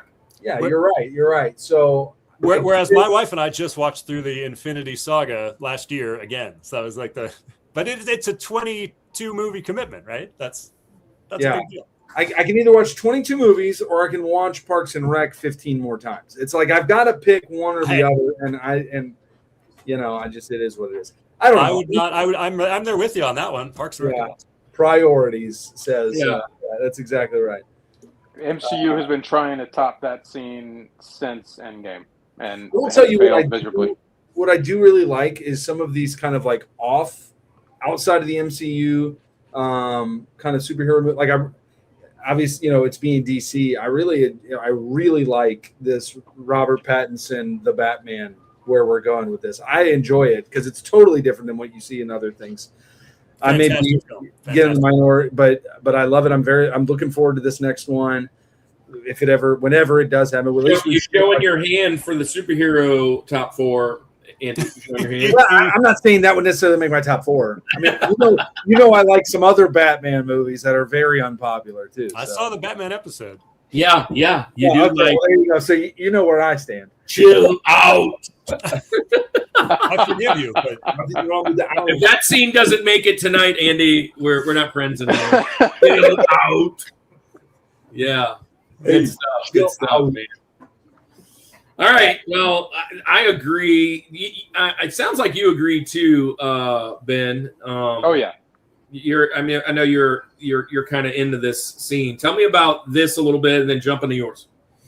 So Cap, I mean that's been my favorite character outside of G.I. Joe. G.I. Joe's been my number one, but Captain America, that's iconic, and then just the payoff.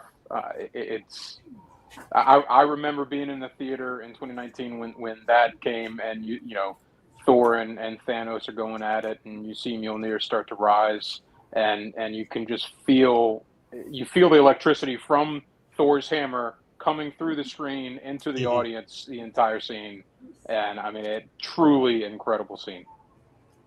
Yeah. So my number two is hearkening back to the 80s, 1987, arguably, in my opinion, one of the most well-rounded and best movies ever done, and that is Princess Bride, specifically the Inigo Montoya versus the Wesley sword fight scene. That just entire montage, him climbing up the cliff, switching hands. the Spaniard offering the rope and Wesley, denying it until he hears the oath, the swear, and then just says, "Throw me the rope," and then giving him time to rest once he gets up on the cliff, and then they're both fighting with the wrong hand, and the dominance shifts multiple times, and then the Spaniard obviously switches hands, and it goes along with "I know something you don't." And the whole interaction between them, the end result, how it plays out, the ramifications of it, the entire thing is I know for a fact, and I see Kirk already running to get a prop. This isn't on at least his Benjamins. If you didn't at least take a Benjamin, I'd be surprised today. Yes. If there's a more fan of Princess Bride than Kirk, I'm not. I haven't seen many of them. He talks about this movie quite a bit. In fact, this is a movie that's on our list to play for our kids. I don't know how much they'll really care for it, but we're like, hey, introduce them to it. Great movie, great scene. My name is Inigo Montoya. You killed my father. Prepare to die. And what's a tragedy is Cody Avilalamont has never seen this movie. That tracks. That feels like just a crying shame.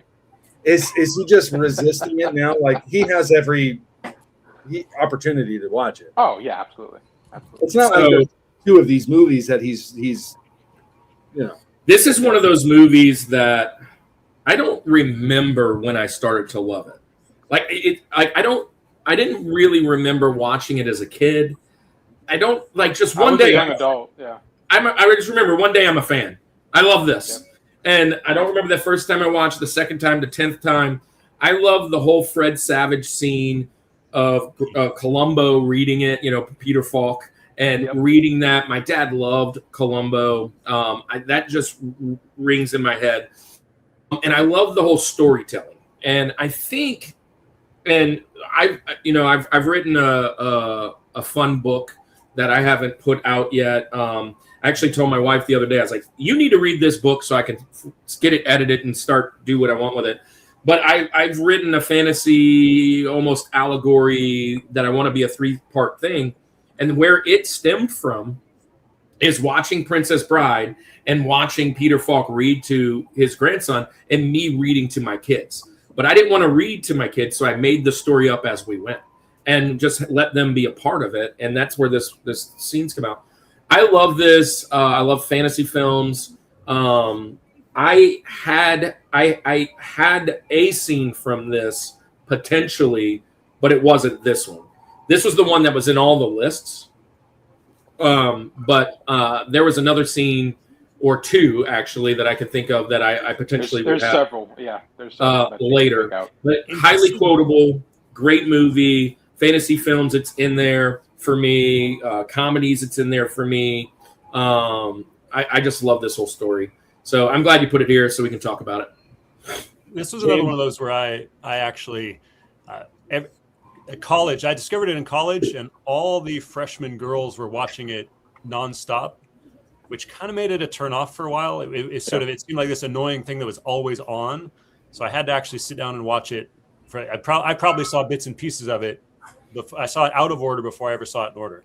Finally sat down and watched it in order and fell in love with it. So yeah, it's a great choice. Yeah. PaulJPowers.com is in contention for biggest Princess Bride fan. He is. He's really big. Yeah.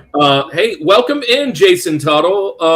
My absolute favorite movie scene is the original Highlander when his wife is passing from old age and he's still young in Queens. Who Wants to Live Forever is playing in the background. Brings a tear to my eyes every time. Hey, Jason, hopefully you're still here. I do want to say welcome to the Summit Squad. Summit Squad is just who we call our friends. So here you go.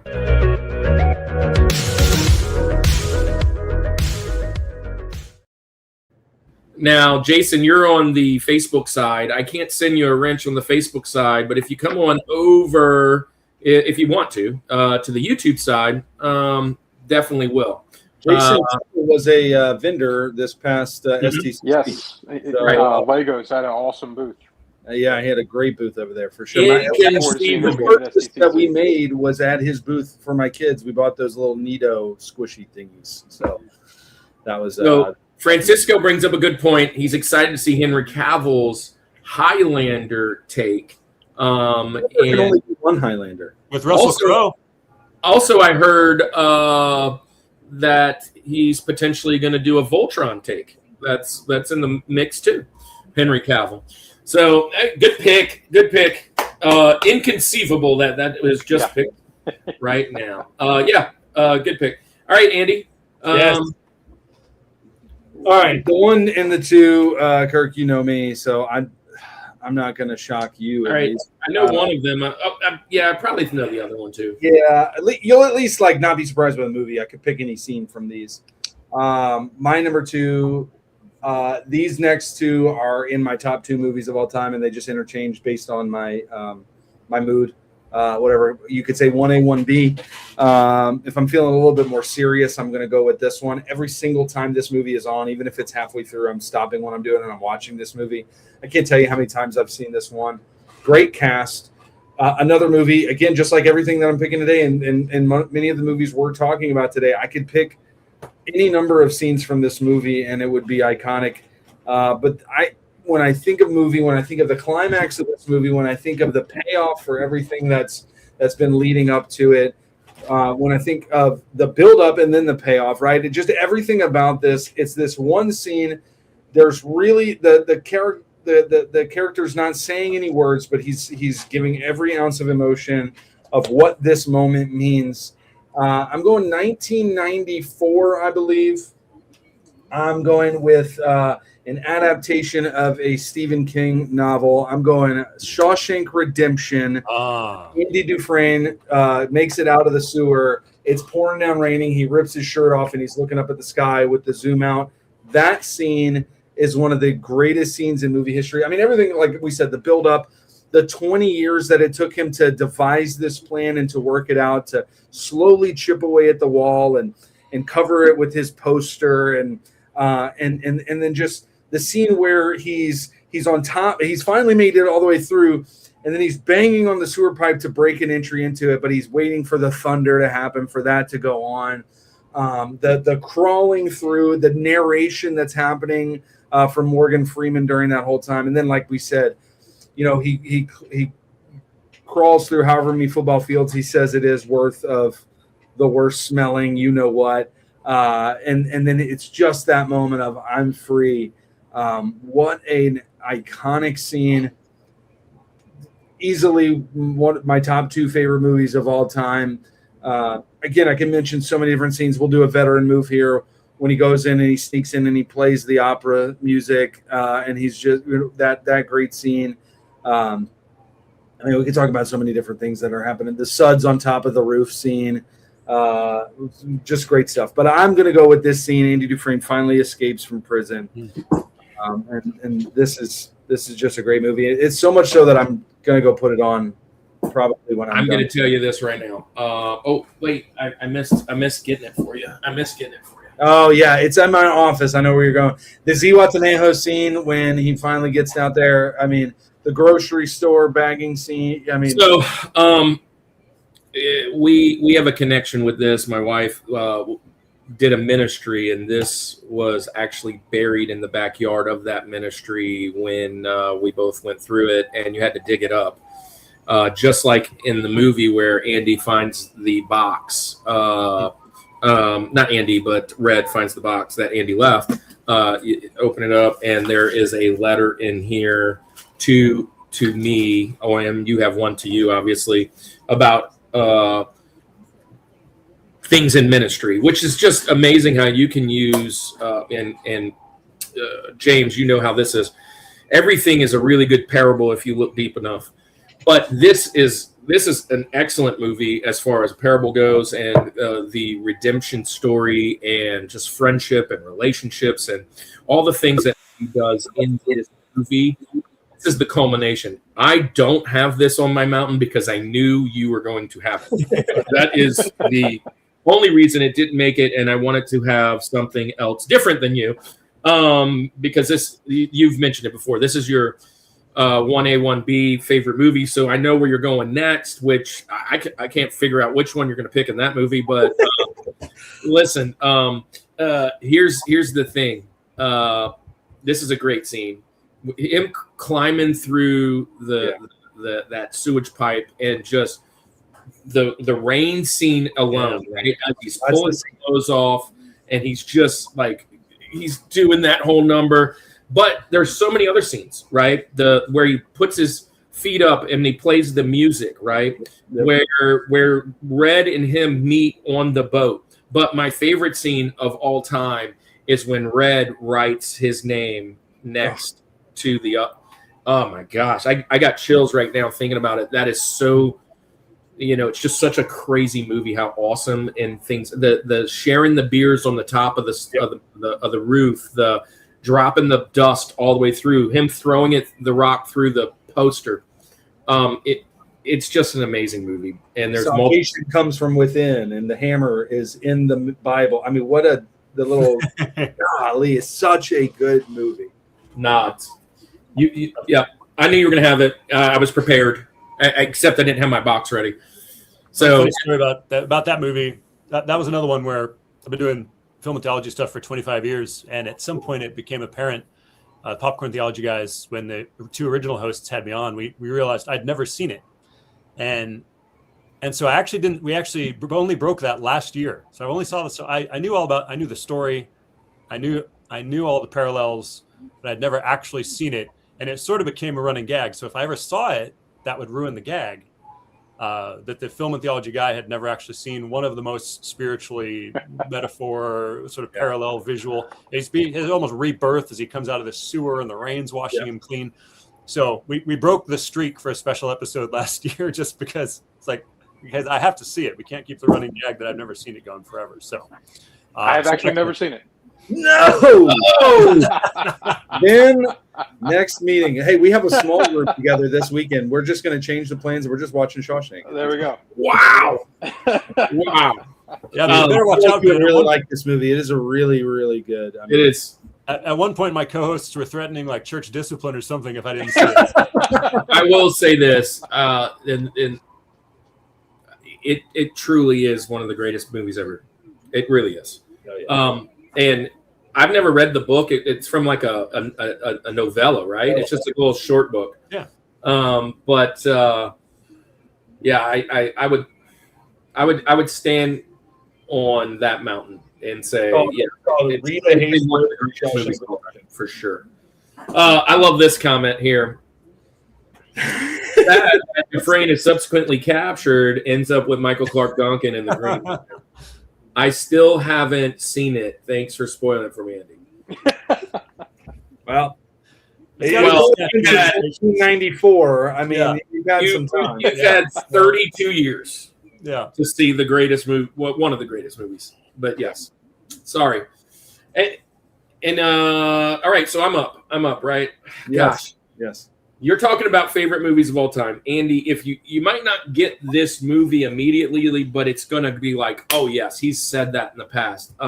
We were on an episode. I'll give it away a little bit for you, Andy. We were on an episode last year with our guy. He was on last week. Not on the show last week, but in the comments for the first time in a while, Javier Malave, who also does a podcast on Christian, and he has a devotional for otaku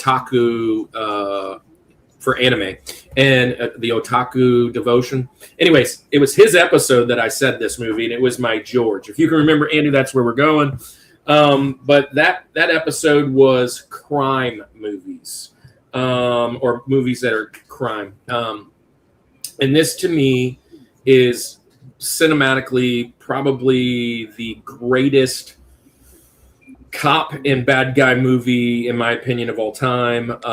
They're both identical people. The policeman, his name's Vince, and the bad guy, which is named Neil, they are pretty much the identical people as far as how they methodically go through being a thief and being a policeman. But I'm going with right about the very middle of a great movie, the shootout scene, the heist scene in the movie Heat. And Robert De Niro, Al Pacino's first time ever being on camera together. They were both in Godfather, but they weren't on camera together. And this likens to, Magic Johnson, Larry Bird, right? This is like back in the day. This is two greats going up against each other. And there's another scene, veteran move here. This is how it is. One of the greatest scenes is a little bit further in the movie. They actually have a meetup at the diner. And this is like the first time I can ever remember the bad guy and the good guy having a conversation. No guns, no whatever, and just literally talking out, I'm going to catch you. And he goes, there's a flip side of that coin. If I have to come and catch you and blah, blah, blah. But in the scene that I'm talking about, though, there's no music. It goes on for like 15 minutes of just gunshots. Val Kilmer and what's his name? The guy who wants Jobu in Major League. I can't think of his name right now. He gets killed. Michael blah blah blah. I can't remember his name. But so many amazing actors are in this movie. It's such a great scene, and it's one of my favorite movies of all time. It's definitely on my Rushmore of top 4. I don't know where I put it, along with Gladiator and my next movie as well. So there's that's going to be my link today. Yeah. The All-State guy, yeah. Oh yeah, Tom Sizemore, absolutely. Tom Sizemore runs forever. He has one of the best scenes, the best shootout scenes, because he runs across the parking lot, turns and shoots. He takes the hostage and basically takes him out. Brian Swartz in the house. What's up, Ohio? Yeah, he's been one of my favorite movies forever. We just had a party, house party, several months ago, and we had everybody sort of. They sent me their picks, and we sort of did a bracket thing of like the greatest action scenes of all time, and this made it to like the top 4. So it made the mountain of the contest we had. It was in the Rushmore. There you go. Yeah, I think it lost to what beat it. It came down to that. Well, I'm not going to name the other scenes because we might mention them during Benjamin. Yeah, great pick. Heat is so good. Heat is awesome. Tom Sizemore, All-State guy. I just saw Tango and Cash. They were in prison, so I think that's the same as Shawshank. Totally. Not really. Stop Rushmore, man. Ohio, how you doing, man? How you feeling about the Myles Garrett trade? How you feeling about that? Tell me about that. Jared first, though. They'll be all right. Yeah, they're going to be all right. Actually, right. I think they're going to be better. So, 3 big picks. I'm sure Brian loves and knows football. He's probably excited about it. I would say. I'm from Ohio as well. Oh, well, Jason, welcome in. Well, Brian, we didn't know his name for like 3 years. We just called him Ohio. It's a really tough name to remember. He's from Columbus. So Brian's one of my best friends that stood in my wedding. And he's been on the show twice too, Brian. We can't wait to have you back on again, Ohio. So, Heat. Do you know this movie, Ben? You like this? No, one? I don't. Never seen it. Never seen. Oh, you hate it? You hate it, Ohio? He wanted out. Got to get something for him. And Jared Verse is I don't know. Brian's a huge Browns fan, so Cleveland. Huge Browns fan. Yeah, it's not hate, it's heat, Ohio. Oh. Just maybe a little issue with the vowels there. No, this is a great pick. And like we're all alluding to and mentioning, what a great cast. If we were to do like Rushmore, this is just a fun topic to throw out there for maybe a future Rushmore of casts in a movie.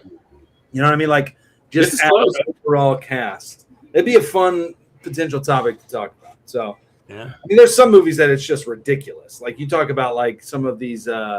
What was the Arnold Schwarzenegger, all the action? Why am I blanking on this title? Expendables? Expendable. That's just insane, right? Yeah. And you can mention it for sure, but like there's some really, really deep ones out there. This is a great Cleveland rocks. The Yankees beat them today, finally. Yeah, Ohio. Are you a big fan of Drew Carey? That's what Jason Tuttle said he's from Cleveland too. So there you go. All right. Well, we are at the George, number 1, Sarah Robert in the house. Sarah. And Heat. Please don't blame me for my husband's lack of moving up. Ouch. Three under What are the you bus. doing, Ben, while she's watching these great films? What are you doing? Oh, yeah. Brian, there is way worse trades, I can tell you. I hate the fact that the Rams got him. I hate that. Right. But Jared Verse and those 3 picks, I think love you the guys do fact better. that if the Rams don't win a Super Bowl, everybody should get fired based on what's happening. And I would love to see that happen. I would love that because I'd love them to just blow it up because you have no excuse now to go 20-0 this year. Right. No excuse.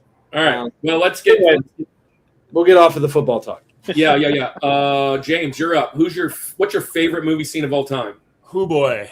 Well, for my George, well, I just had to be realistic with myself. And as somebody who's been doing, as I mentioned, I've been doing this film and faith ministry in a variety of forms, from popcorn theology to cinemagogue, etc., for 25 years. And so without this movie scene, I'm not sure that happens. I'm not even sure I'm here with you guys right now. So it had to be the movie scene that set me on my course of seeing spiritual conversations that could be had with film. Love And it. so this film probably has 3 different scenes people would pick before the scene I will pick. The opening fight in this movie it probably has had hundreds to thousands of viral videos that have referenced it, or TV shows, movies, etc., parodying it.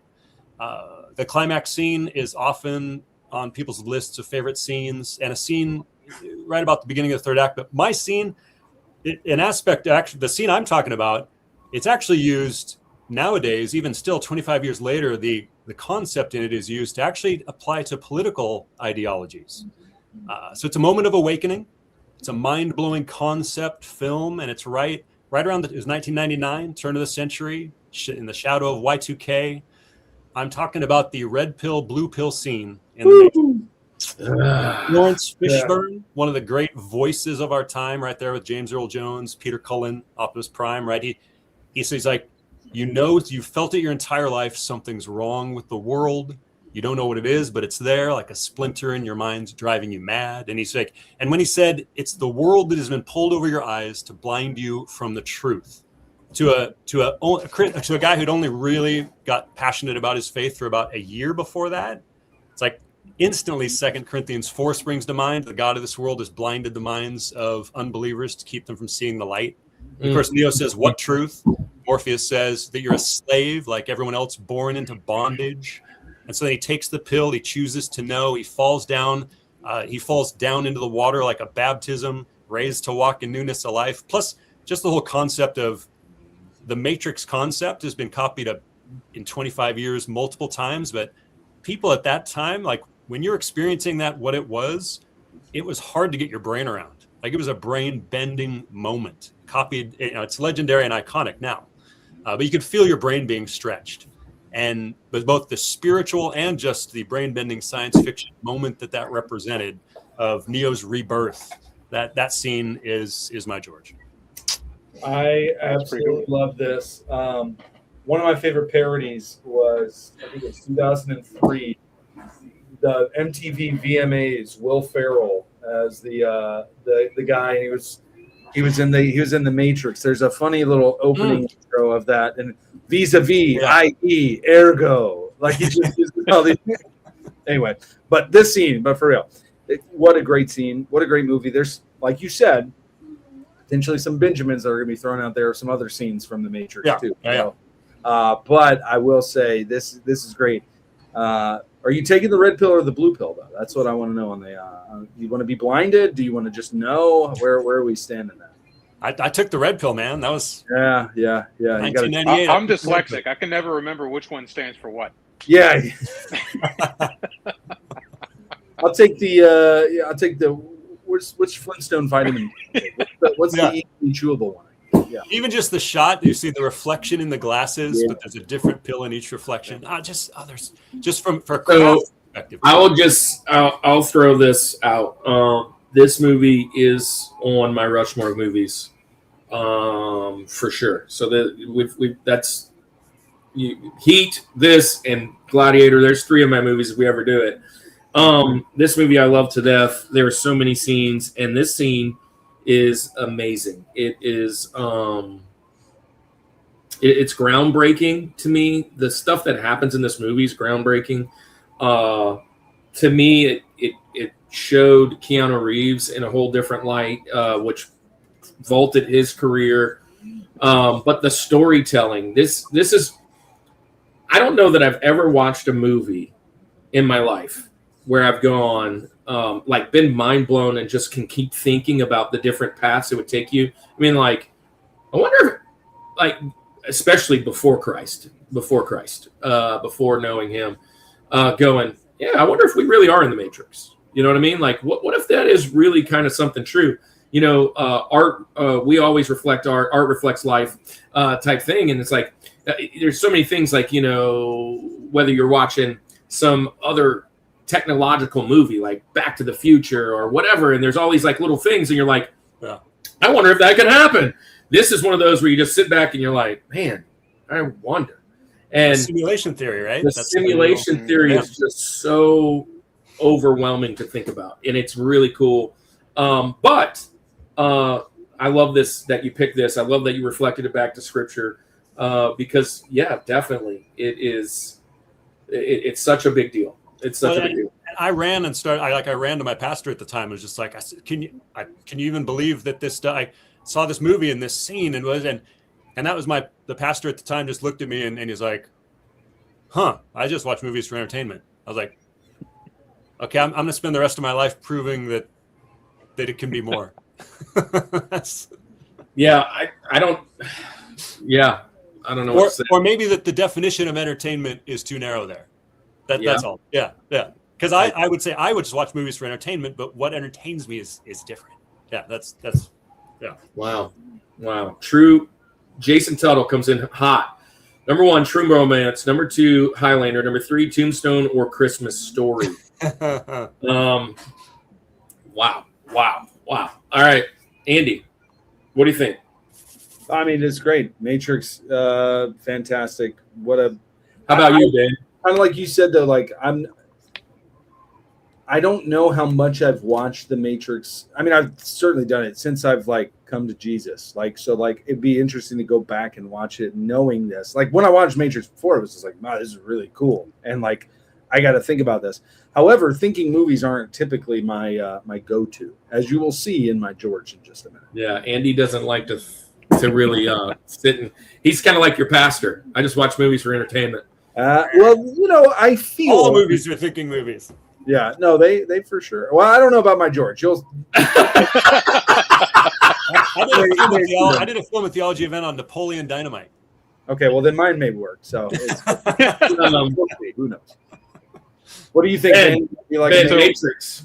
My dad was a youth pastor, late '90s into the early 2000s, and he's actually at Journey. Yeah, he preceded me and Andy. Yes, yeah, and I think it was in 2004. We actually did like a 1 or 2 month long series centered around the theology and concept of the Matrix. We did our own videos and intros and all of that. Those should be on YouTube right now. If I could find them, they would be. But yeah, I love it. I think that's a great choice. Yeah. Good so, stuff. What's your George? Number 1. So my George, I have a 1A and a 1B. The 1A was actually Cap lifting Mjolnir in Endgame. So I'm going to go with my 1B, which is... So, veteran move, changing it on the fly. I love it. Yep. So I had options just in case, because I know that's a pretty popular scene. And so my George alternate here is going to be Star Wars, Revenge of the Sith, Anakin versus Obi-Wan, Master versus Apprentice. Yes. The scene that really the prequels lead up to. I've got the high ground. Yep. Yeah. I mean, just an absolutely, constantly repeated. Yeah, absolutely. It sets up everything else to come beautifully. When it came out, it was kind of, the prequels obviously had a lot of hatred for them in the early 2000s, but I think they have aged very well. in part to the Clone Wars TV show and the Rebels and everything. But that scene, I think, is one of the really epitomizes some of the Star Wars entire universe for me. Just the ramifications of it, how it's shot, how it happens, the moves. You see things done with a lightsaber that to date have not been done again. Just overall, to me, that's my George alternate. I absolutely applaud this pick. I love it so much. You were the chosen one. I mean, come on. Like, what a great I have the high ground. I mean, there's so many quotes just within that scene. Yeah. You were my brother, Anakin. Yeah. You were my brother, Anakin. Yeah. You're supposed to restore balance to the Force. Like, what? Yeah. What a great. Not plunge it into darkness. Yeah. What a great. And then the great scene. I do this every time. Great scene. I do this every time Star Wars franchise is mentioned, especially Star Wars. But when you just mention reboots, our ministry is named Reboot. But my favorite thing, Ben, is about a reboot or a restart, as you could kind of say for Star Wars, because it wasn't really a reboot. The prequels, when they launched, and everybody kind of complained, they're like, "Oh, where are you going?" And then obviously the next set where George sold off, and then they're complaining about who's writing and who's directing and who all that. What I love the most about a redo or a rego again 10, 20, 30 years later is that I get to do this again with my kids. And walking this path with my kids and seeing their splendor, their wonder in what they consider their Star Wars or their fill in the blank is Star Wars Regeneration. And you can see it right here in Jason's message. I am showing my age, but Luke versus Vader is better. That's our generation, right? For the mid 30s, 40 to 30 generation, in that range, this is it. This is the culmination. I remember I was in the Air Force at this time when I saw this movie, and we all went and watched it, and we were like, yeah, it's a great movie, and I was so glad it was back. And then we all, kind of critique and be like, oh, well, I wish they would have done this. But much like the second set, this movie, I think, kind of redeemed the second portion because nobody really the Clone Wars kind of fell flat, and then and I love this movie. I love this scene. I'm glad you mentioned it. It's amazing. I love the originals, but I like to your point. The prequels are my Star Wars. Because I remember prior to, I don't know if this was like nationwide or just locally where we were at the time, but prior to Episode 1 releasing, they re-released 4, 5, and 6 in the theaters, like progressively or whatever. And I remember my dad bringing me to the theater to watch 4, 5, and 6 for the first time before I went and watched 1. It was a really cool kind of like nostalgic moment that I have. And we had it on VHS. We had it in the gold box with Vader. Like we had the VHS triple set. But I remember watching Episode 1 and being like, this is the coolest thing ever. Look, we can hate on Jar Jar Binks. We can hate on pod racing. We can all this stuff. That was me, dude. I remember going to Taco Bell and getting the tops and like the toys, and like that was what Star Wars was to me. So I love this. I love 1, 2, and 3. It's up there with my favorites of it. If you're going to be a purist or whatever, maybe you don't go that way. I say purist, but like you said, it's everybody. That's the cool thing about Star Wars. Everybody has their own thing. I don't necessarily love the new ones, but I know Canon absolutely loves it, and it's great. I can respect it. I think it's great. There's an iconic scene in one of those that may be mentioned later too, though. So we'll see. Yeah. He does love the new ones. And I do love Mandalorian. And more so than him actually loving the new ones, my daughter loves them even more. Yeah. Carson, she's a junior, right? She's a junior. Cannon's a 6th grader. Star Wars for him is more like the cartoons, right? He loves, Rebels, and he loves the new stuff that's come out. He loves Mando and Grogu, which we still haven't gone to see that yet. He loves that stuff. That's his Star Wars. This is more of my other daughters, right? 100% hate all the reboots, but my 6-year-old loved Mandalorian, Grogu. He's a huge Grogu fan. Exactly. So Cannon loves all that. We need to go see that. I think we're going to make a double. What do you call it? Where you go watch 2 movies at a time and watch He-Man and Mando at the same time. Just bang bang. Let's figure it out tomorrow. He-Man looks good. So I need to see both of them. Obviously, He-Man I need to releases. be honest and confess. I'm the grumpy grandpa on this one, Ben. I love Ewan McGregor. If there's anything about the prequels, I think that he was a shining light despite any issue. Despite I'm actually Simon Pegg in Spaced when it comes to the Phantom Menace. I don't know if you guys have ever seen Spaced, but he has a wonderful rant about Jar Jar. So I was and still kind of am that guy. But one of my co-hosts loves. They're probably their Revenge of the Sith, probably their favorite film of the whole set. For me, I agree with the guys. I'm going with the guy in the chat. I liked more tangible lightsaber battles. There was something weightless about. I love the Maul fight in Phantom Menace, but when they're flipping around, when there's no gravity, it felt to me like it just was not. It wasn't solid. I like fights that seem more solid, and it felt very weightless. And so it just didn't land for me. But like you said, I think you guys have covered it well. So I'm the grumpy grandpa that just be like, I'd never be on my Rushmore. Get off my lawn. Yeah, get off my lawn. Original 3 or nothing. Although the first season when they first came out, I wasn't a fan of any of them. Yeah. I didn't like them. I will say watching the Clone Wars, and this is kind of like a deep dive. Sure.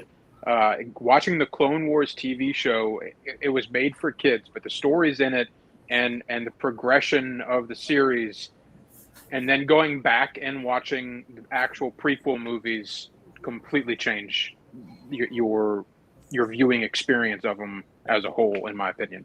I think for me, I like watching the Clone Wars and Revenge of the Sith. I think to me, that's a better set than the 3 movies. I like the cartoon because somebody recommended Clone Wars, and that to me that redeemed a lot of it and made it more interesting for sure. Especially Revenge of the Sith and really Attack of the Clones as well.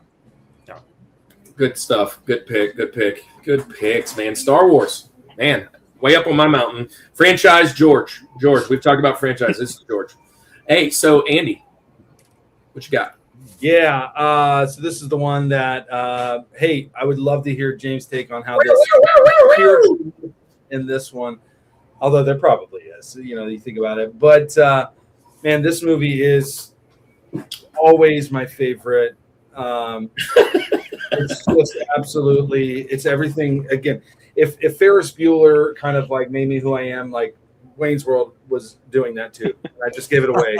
Wayne's World. But the thing is, what's the scene? The crazy thing about Wayne's World is that because it's based Bohemian Rhapsody. Because it's based on an SNL skit, all of the movie essentially is scene after scene, skit after skit after skit after skit in one big overall story. I love Wayne's World too as well, but I'm going to go Wayne's World number 1, and I think that this is just the route to go is with this scene because what it means not just for movies for me, but also for music. I'm going with Bohemian Rhapsody. This is the scene that defines it all. You don't get far into the movie, but you know everything that this movie stands for. Showing. One of the interesting things about Bohemian Rhapsody scene is that this movie came out early 90s. So this is like way after Bohemian Rhapsody was like a song. We hear this song now and we're like, gosh, it's such an iconic hit. But really it wasn't in America. Like it wasn't a huge deal. And many people attribute Wayne's World to being why this has become such a big hit for us, right? Now, what I read in one place was that the writers of the movie were really pushing for this to be like Guns N' Roses, Welcome to the Jungle. It was a lot more relevant to the time and everything and kind of fit more of that. But it was Mike Myers who said, no, we were doing Bohemian Rhapsody, fought it. They eventually did it. It's become one of the most iconic scenes in movie history. But really what it does is it brings me to a time of, man, when I'm in a car and music is on, I'm offended when my friends want to have conversations.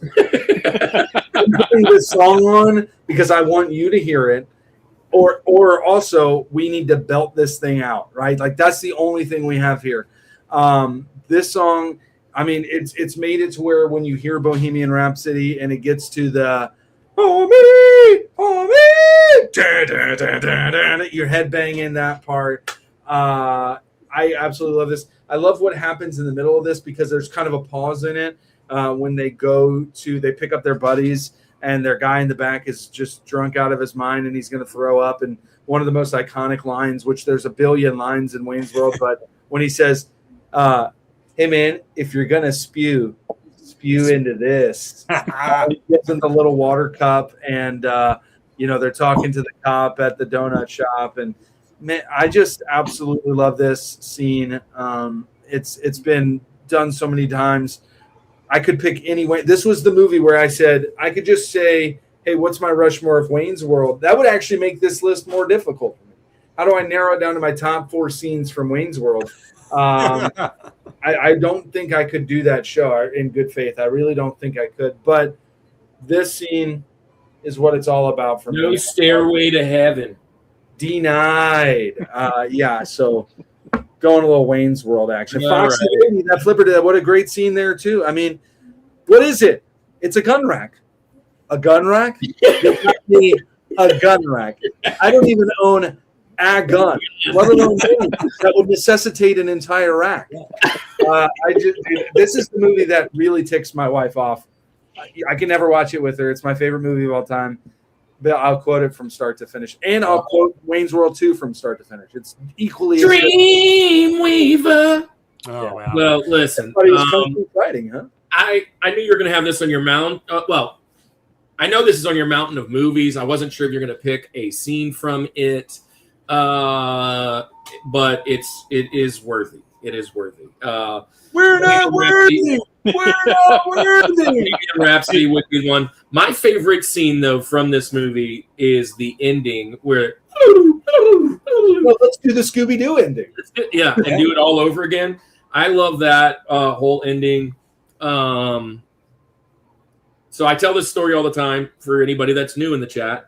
If Kevin's here, Kevin, are you still hanging around? Kevin, Earth to Kevin. If you're here, you're going to love this. So 8th grade, this movie came out in 8th grade. I remember that because during 8th grade, our friend Marcus, who looks like Chris Benoit, that's an inside joke.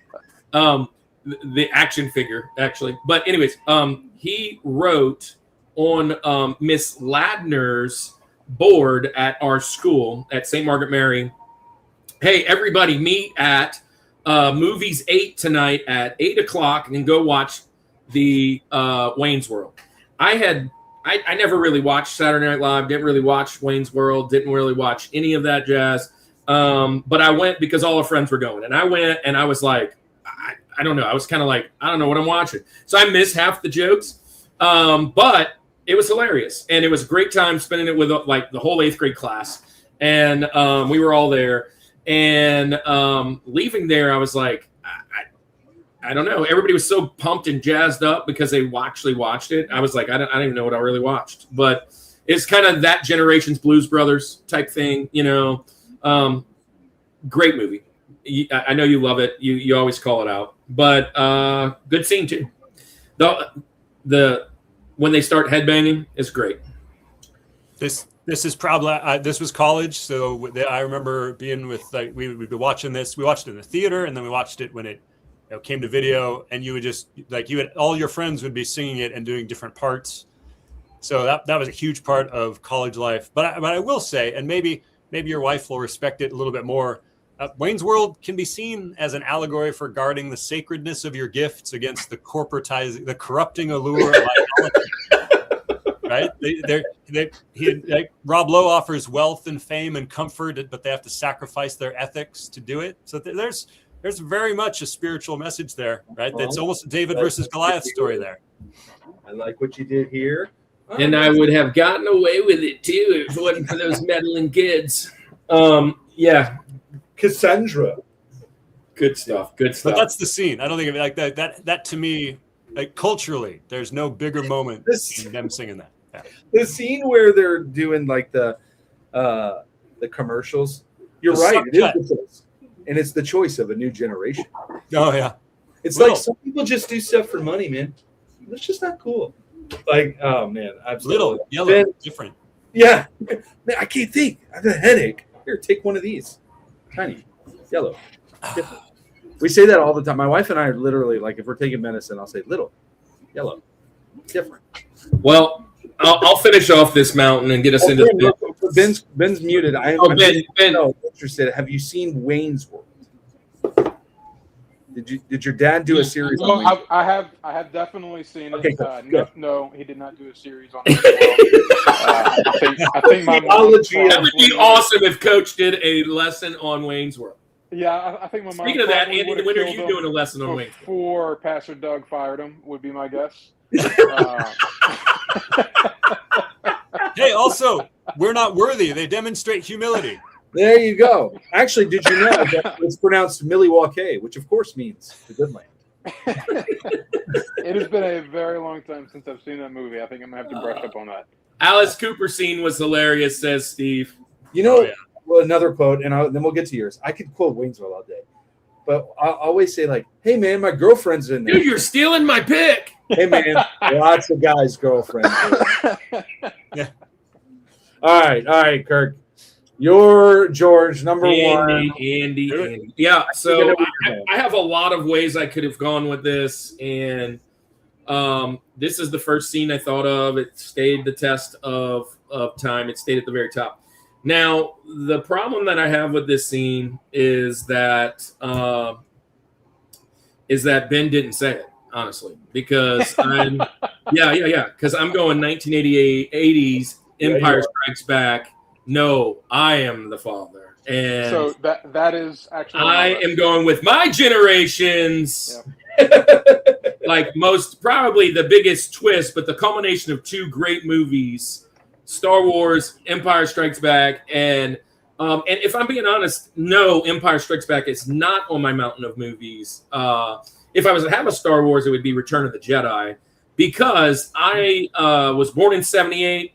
When Empire came out, I was about 3 or 4. I don't know that I actually watched it too much then, but when Return of the Jedi came out, that was my movie, and I had already known that he was his father. Like, I didn't get to be old enough to really see that portion.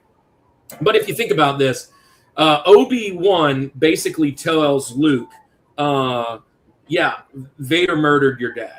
And for his whole life, right, Luke thought his dad was a hero. Luke thought his dad was killed by the greatest dark force in the universe.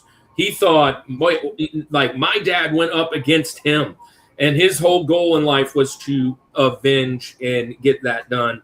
And then when he finds out the truth, which was what he was actually told, because Obi-Wan was talking in circles, and yes, he did kill Anakin, right? He was, as Anakin goes, he went to the dark side, and it's because of the scenes that we have already talked about. So, greatest franchise of all time, in my opinion.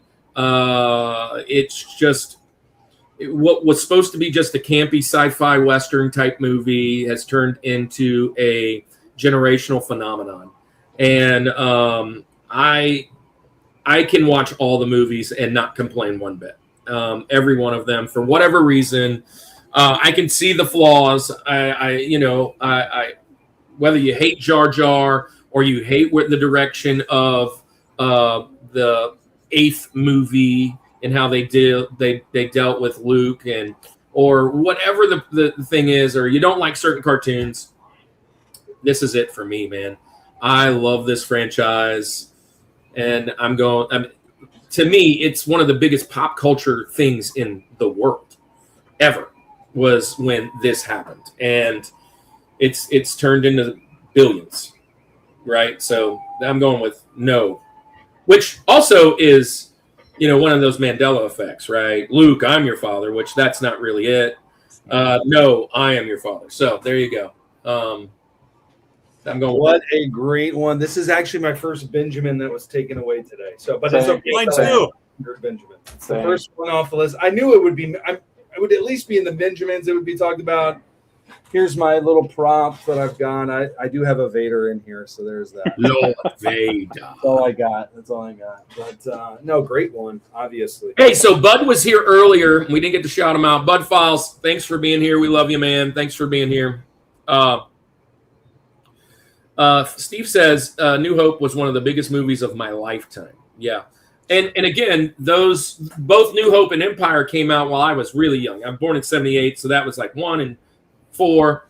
Return of the Jedi was mine. I remember watching the cartoon, getting the every time we go to St. Tammany Collector's Con, I look up at what is the brick wall, and they have all those Ewok action figures and that Ewok city and all that junk that's over there. And I'm like, man, I really don't need that, but I want that.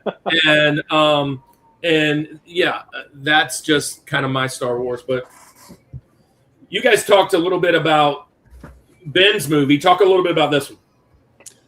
I mean, the search your feelings, you know it to be true line on that one to me is what really sticks out.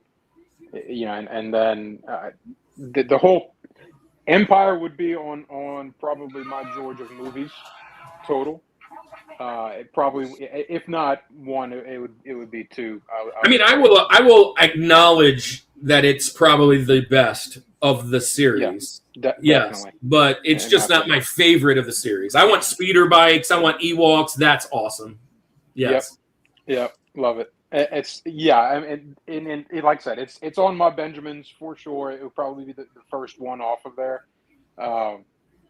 It didn't resonate as much with me because I mean you know, and I was born in '88, so well after it's now common knowledge that you know, okay, Vader's Luke's dad. Everybody knows that. So what's the big deal? But the movie as a whole, the concept of the bad guys winning, you know, I don't know that at that time that concept had been done very much, and throughout the entire movie, there is almost no point where the rebels have a solid chance of pulling out the win, and it doesn't go to the end where now the good guys win. No, the Empire truly does strike back. It lives up to the title for sure.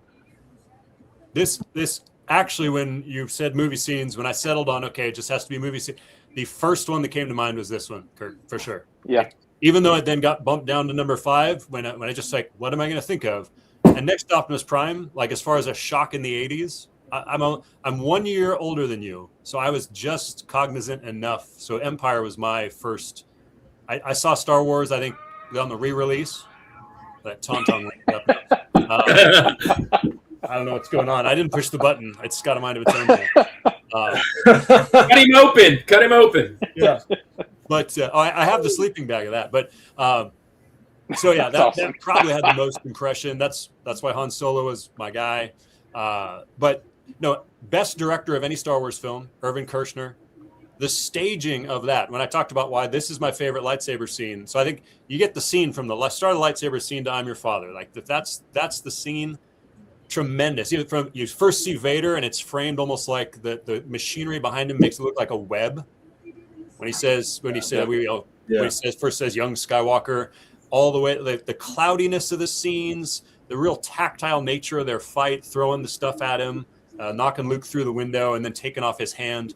There's something that's never felt quite so visceral about, to me, the whole franchise, except for, even though it's more of a Han guy, that moment in that movie, nothing felt as high stakes. And as a kid, the bad guys won. That just blew you away. And and another James Earl Jones on my mouth.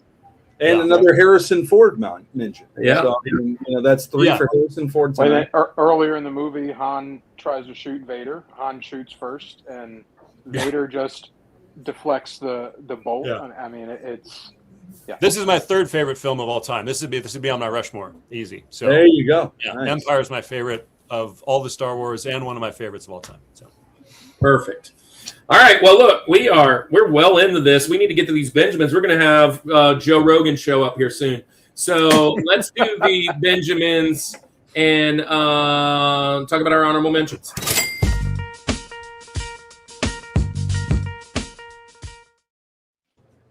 So it sounds like only a few Benjamins have been taken. So this is how the Benjamin game goes. We're going to go in the same order, but it's a draft. So it's going to go James, Ben, Andy, me.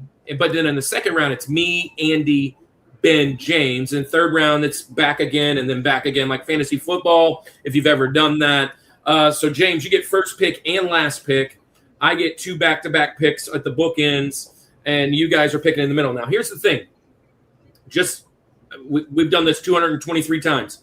Don't necessarily pick your favorite. There may have been some things mentioned in the show tonight that might give away that we might be looking at getting something in the same world. If you think I'm going to take something or Andy's going to take something, you might want to take it first. If you have something that's kind of like more nostalgic or deep dive, you could probably keep that till later. You want to try and build your best mountain. I only have 1 off my mountain today so far. I got 3 of my 4 left for my Benjamins, and I've got some others to come out. So you're going to be up first. Oh, by the way, the reason it's called Benjamins is because when we first started doing this, Benjamin Franklin I found on this list that he might have been the 5th guy on the mountain. So we're going to talk about what missed our mountains because old Benny missed the mountain. So we call them honorable mentions of the Benjamins. So what's your first Benjamin today, James? And and by the way, we don't need to go in a big critique on it. Which is funny that I'm telling you that. But this is kind of more of like, oh, yeah, this is it. This is why. This is it. This is why. And because it is the second round. So you're up. Oh, boy. All right. Well, I'm just going to go straight for one that my wife will endorse wholeheartedly. And that is the movie Equilibrium. Ooh. And it's where Christian Bale says, where he says, not without incident. And if you've seen the fight scene that follows that, you will know of all the greatest fight scenes that there ever are. He's dressed in white, and he takes out like 100 people, and I think he gets one little blood stain on his collar in the midst of it. This was pre-John Wick, awesome kick butt, gun fu fight scenes, and it was like 2002, and my wife and I watched that movie. Christian Bale wasn't a big thing yet, and we came out of the movie, and we were just having a conversation. We're like, between that and American Psycho, I know he's not a big enough name, but he would make an awesome Batman. And like 6 months later, they announced Christian Bale would be Batman. We prophesied that into existence. That's my claim of speaking. Thank you, James, for what you did for cinema. Hey, that's a good pick. That's a great pick. Actually, one off my radar. I hadn't thought about Equilibrium in a minute. So that's a good pick. And that's a cool scene. Ben, what missed your mountain? So for number 4, I was going back and forth between this one and Indy and the Boulder. I went with Indy and the Boulder just due to the way it sets up the entire movie. Good news is you got them both. That's right. So, and then also this kind of harkens back to Star Wars Episode 3: Revenge of the Sith, where Obi-Wan drops in and says hello there to Grievous and drops the big mechanical whatever the heck it is on his guards. In that, he could choose the hard way to fight him, or he could choose the easy way. And I think that Lucas probably used that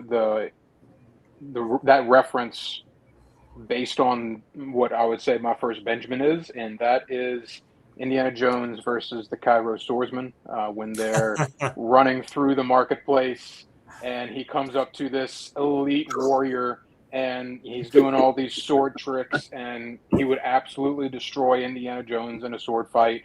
He's huge. I believe it's actually the same guy that later on plays the airplane mechanic. He's a big old dude, and Indiana Jones looks at it, thinks for a second, pulls out his pistol, and shoots him. And then just walks away. And so that I was going between that one and the. I didn't know where you were going with that. That was a veteran move, huh, Andy? He was all over. I love it. Ben's been here before. It feels like. Veteran move is how can I get extra picks without getting extra picks? That's right. Yeah, that was some good stuff every week.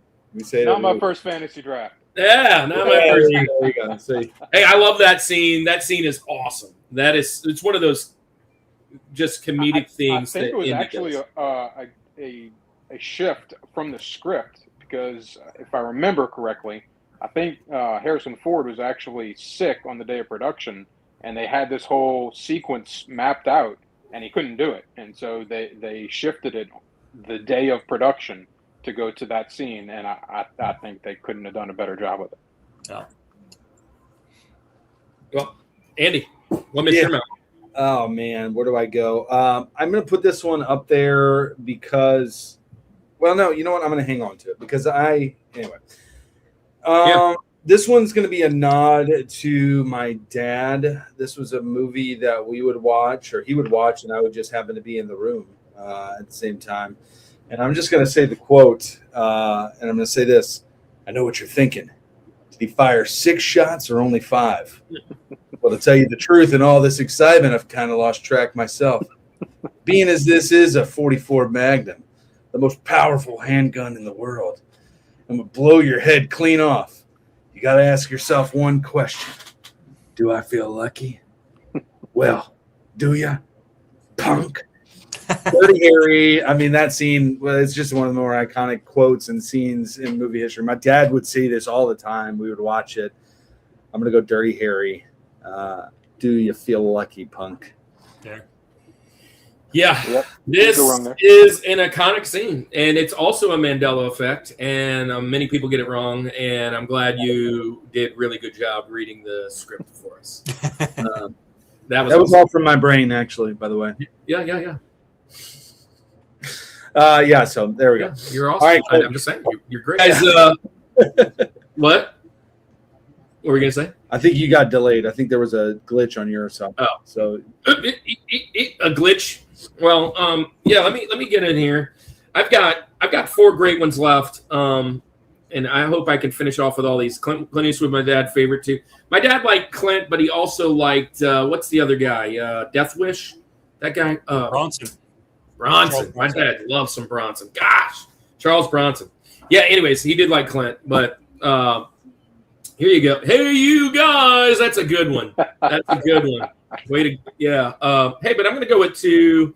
I don't even know which ones to save because I think potentially these are all in the top greatest scenes of all time.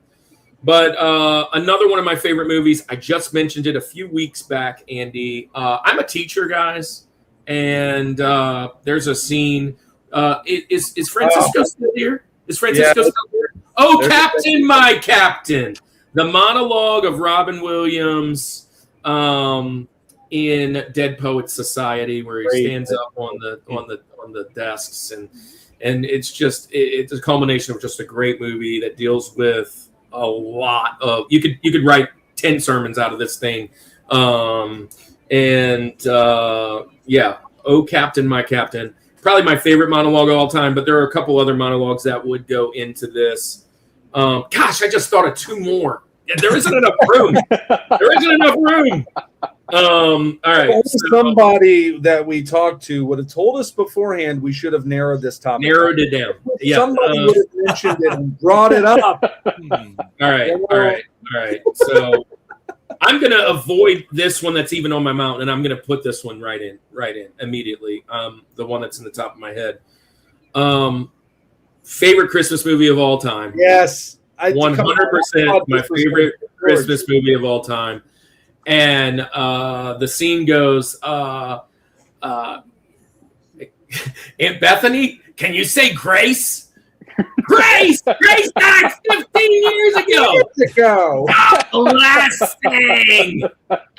I pledge allegiance to the flag of the United States. Freaking Christmas Vacation. My favorite Christmas movie of all time. If it doesn't make my mountain of Rushmore of favorite movies of all time, it's only because it's a Christmas movie, and that's just it. But I love that movie. I'm gonna go with Aunt Bethany. I'm surprised that's the scene you went for, though. I mean, not surprised because it's a great. That's scene. the one I quote the most. I thought you were gonna go the attic scene. The attic scene is amazing. That's one of my favorites of all time. I cry because I think about Christmas. Yes, but that's the funniest. Veteran moves. Good pick. Okay. Hey, Prime, what's up? Haven't seen you in a minute. We love you. Thanks for being here. My next pick that I'm going to do is one of the craziest fighting scenes of all time. I'm just going to tell you, like, don't go watch it if you don't care for gore and blood and stuff. And it's a movie that today is hard for me to watch just because of where I'm at in my relationship with Jesus. Like, this is a great movie. I love this movie, but it's kind of a tough watch now. The vulgarity of the movie, just all the things about it. But we want to talk about one of the guys. I'm surprised this is the first time we're mentioning this director today. Yeah. I'm going to Kill Bill. The crazy 88 scene is just one of the most insane fighting scenes. It's her versus 88 of these trained assassins. Oh yeah. He just murks everyone, cuts arms off. They're spewing blood. The silhouette scene where they're like all just blue and black. Yeah, and I just love the cinematography too, because at one point it turns black and white here too, and it's very like old school kung fu movie meets kind of a new feel. It's, man, what a great. There's a lot of scenes in well, first of all, Tarantino movies, but also in Kill Bill itself, Kill Bill 1 or 2, that could be mentioned. But I'm going crazy 88 scene. Hey, it could have been worse. It could have been 200 foreskins. So I'm just saying. That's what I'm saying. So 200 foreskins. Wow. Yeah. All right. Well, Ben and then James, you get back to back. All right. So I'm going to go into the sports realm. Like I said, I'm not a baseball guy. I'm a football guy. And when I think of football movies, I actually struggle watching football movies just because I've spent years as a coach's son, and watching them kind of makes me cringe sometimes. But there's one particular football movie that I think just surpasses all others by leaps and bounds, and that's Remember the Titans. Yes! Specifically, the Gettysburg Speech. Yes, it is. What a great pick. As far as inspiring speeches go, I don't know that there's any that are better. Okay, monologues. Here you go. There's another one. And I will say this movie was right outside. It was right behind Jurassic Park, 9-10. Yeah. 9-10. Oh, gosh. Yeah, and this is another one with the ministry side of things, Kirk. Yeah. Remember the Titans that we did. So you probably have it up there. Oh, right. No, what did we get for that one? What did we get for that one? What was the Remember the Titans token? Well, the ring is Schindler's List. The Zihuatanejo box. It's not Earn It. It's not the hammer. I don't remember what that was, but I remember. Oh, that was the night that we got our shirt. Oh, okay, got it. Yeah. Anyways, great Rudy. Turning point of the movie. We've tossed around doing a Denzel Washington Rushmore, and that would be Denzel's tough. That's tough. A really large library. So James, you got 2 picks. Oh boy. Well, the one that first kind of came to mind is one that anytime my wife and I were able over the years to cobble together a little home theater, and anytime we just have a few minutes to show friends that, there's always one scene that we show them because it tests the sound system. It also looks gorgeous, and it also really cemented growing up. You mentioned Beastmaster earlier, Kirk, and fantasy movies up until the early 21st century were always suffering from budget. But the Balrog appearance and fight with Gandalf the Grey, and which is the death of Gandalf the Grey. Death because he comes back as Gandalf White. But then for that scene and the emotional impact when he says, "Fly, you fools," the creature design. I can't think of a creature design better than the Balrog in all of fantasy movies, except for maybe Tim Curry in Legend. But Legend.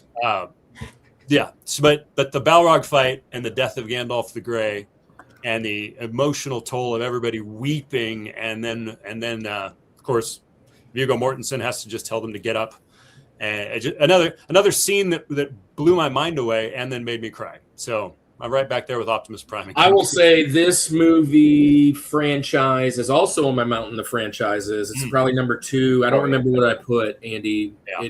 Pirates is on there for me, and this one, and I think Indiana. That was my top 4, I think, if I remember. I might be wrong. One of them might have been a Benjamin, but Lord of the Rings, the whole franchise is amazing. I've tried to watch this several times with my kids. It doesn't work because their generation only watches 2-second clips, and these movies, like, to watch all 6 movies, especially the uncut versions, and then even if you want to throw in the rest, is a undertaking, just like the 22 movies. But while I was sitting on the couch this morning waiting for the show, because I'm a teacher, so I have all day off, I'm sitting around like, I gotta have a Lord of the Rings one, and I found a few, and this is not one that I had picked just because I really just didn't think about it, I guess. But this is an amazing scene. There's memes about it. There's been jokes about it. I've seen it on like Saturday Night Live for skits. There's so many good things about this. But man, Tolkien. I mean, he's such an inspiration to me when I wrote my book, as far as The Princess of the Bride and all that. This is such a good pick. I love this. Fantasy is probably on my Rushmore of genres because of Beastmaster. I mean, I used to watch Beastmaster as a kid with my dad. Love Beastmaster. Oh man, Conan and all of that, and Crow. But this when I saw this for the first time, that condor kind of coming in on the battle scene, I was like, man, we really are seeing this. This is crazy. Yeah. So anyways, what's your other one? Well, I'm going to go back to 1989 because growing up, unlike all the kids these days, growing up on their like glut of superhero movies coming out your ears till you're sick of them, we didn't have much. And in fact, all I grew up with in terms of Batman was Adam West. In fact, even all the cartoons were Adam West. And being a hardcore comic fan, Chill out. Yeah. But for the first time to have that opening scene of Tim Burton's Gotham landscape, all the shadows, that silhouette of Keaton's Batman dropping down, and then when he grabs him, and there's no Adam West voice, there's not even a Christian Bale growl, there's just that whisper from Michael Keaton. I'm Batman. I would tell all your friends about me. That as a kid, I think I could have at that age I could have died happy right there. And even though I'd say I think the new film actually is my favorite, but this is the first time we really had a serious moment with a serious and dark superhero film. I think that's the first time I had a fandom, and I remember it just blowing up at like McDonald's or Burger King. It was like over the action figures, the movie, the music, the Michael Keaton, the joke, like just the whole thing. And it just like, I was like, I don't even like comics. As a young kid, I didn't collect comics. I didn't collect comics till I was in high school. But right then, I remember around that time, man, I need to go read the Batman. What's all about this? And dude, I loved it so much. You're on point. Vicky. Then we got that animated series out of it, and there's just the Georgia cartoons and kicked off so much of what I've enjoyed since in my life. That scene will always be iconic. Michael is Batman. You shall not pass. Yes. Ben, you're up. You're making this difficult for me because you ain't taking any options off the board here. I'm going to have to go back to my... So I will just say this. Remember, it's scenes. So you can still go say movie, different scene. Yeah. Like I told Andy, I've got like over 30 options here, and I think there's only been one or two that y'all have taken off here. So I'm You're trying saying it's difficult because we haven't taken them. Right. Yeah. Yes. So it's trying to pick between all of these. So, but for this one, I'm going back to childhood, growing up with this movie. I remember watching it with my friends and just absolutely cackling in the wee hours of the morning over pretty much every scene this movie has. As far as casts go, I think it would be in the conversation of Rushmore. Okay. And this is The Three Amigos. So that's right. Yes. Probably my favorite movie growing up as a kid, still way up there. Specifically the scene when they are dealing with the talking bush, or the singing bush rather. And they use the singing bush as a landmark, and that's where they have to do the different chants and fire their gun up in the air. And so everybody, they do their chant, and it's just a ridiculous chant. They go through it, and then it gets to Chevy Chase, and he's cynical of the whole thing. And the whole point of the chant is so that the invisible swordsman will show up and show them the way to end their quest here. And Chevy Chase follows the instructions for his chant, except he doesn't point his gun up in the air. He points it almost kind of at the ground, away from the group, fires it, and he kills the invisible swordsman. So that's where I'm going. I love this pick. Real quick, short memory. The first time I ever saw this was at my friend Brian Babin's house, who is now the head baseball coach at Pope John Paul. And he played on my all-star team that year or whatever. And I was sleeping over. We were watching that movie. And only thing I remember is after that movie, like they were dying laughing, whatever. I couldn't go to sleep. And so I had to call my mom at like 2 o'clock in the morning and tell her, hey, can you come get me? And they were like, what's going on? And it's like, did you watch a scary movie or whatever? And I was like, no, I watched Three Amigos. And she's like, go the frick to bed. And then come get me. So anyways, yeah, this is a funny movie. Great cast. Yeah. At least, especially in the top. I had to pick between that and the Buttercup song when they're in the cantina. That was a hard choice. Good stuff. All right, Andy. Well, you want to talk about staying up cackling? This is my generation staying up cackling. Dude, this movie is so stupid funny. Like, it's another movie. I hope it's the one that I've been thinking that you're going to do eventually. Every single scene in this movie is worthy to be mentioned tonight, like many movies, but this one for sure. I'm going to the news team brawl from yes. is so good. So Will Ferrell, their news team went out. They were upset about the women anchor getting the head anchor job, so they go out and they go buy suits. That's the only way to drown your sorrow. And then they just take a shortcut, or at least what they think is a shortcut, and it winds up into this rival gang brawl of all the competing news channels. Starts with Vince Vaughn's group rolling up on bicycles. The Spanish news team is in there. There's just so many things that Ben Stiller has a news channel and he shows up. They run around with a grenade. Somebody's on a horse on fire. Like, it just is this most ridiculous. And it ends and it culminates where they're all drinking in the office saying, boy, that escalated quickly. And it's just such a dumb movie, but so funny. It's a funny story about Anchorman. I'll just share this and then we'll go to the next one. But when my band was first recording our demo, we were in this little town outside of Lafayette, Louisiana. The guy's house he converted into a studio, and he had a VCR there. Was the only, and when you're recording a CD or whatever, like I recorded the drum parts and then I was done. Well, we all drove together, so I had nothing to do the rest of the time we were there. So he had a VCR, so the only means of entertainment I had was a VCR. The only VHS this guy had was Anchorman.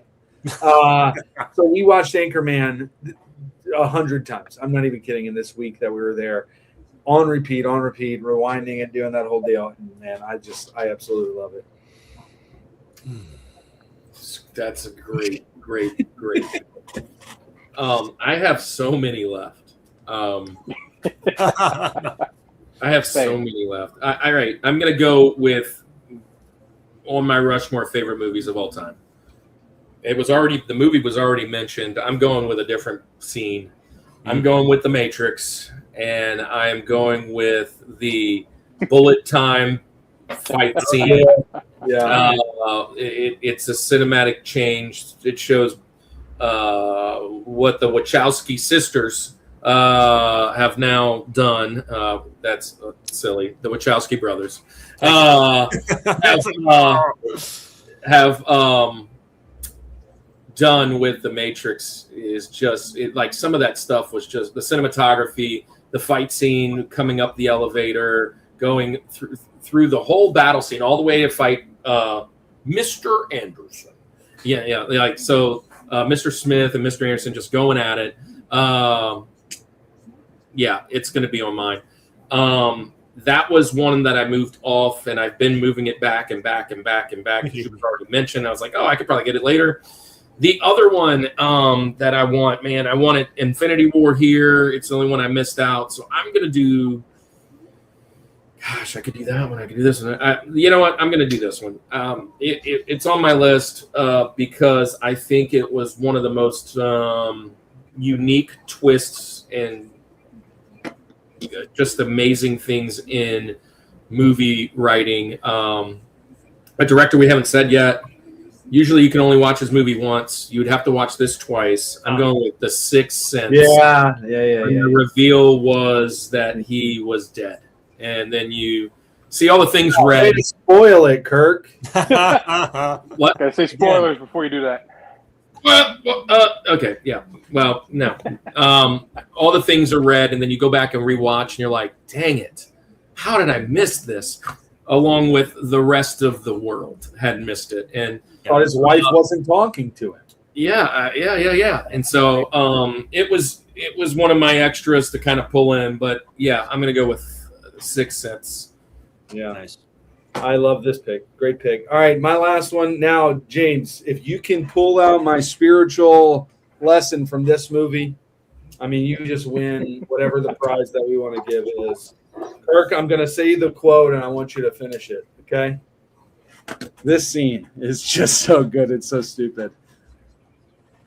Do you want to take what is in the box or the red snapper? What's in the box? Nothing! Nothing is in the box!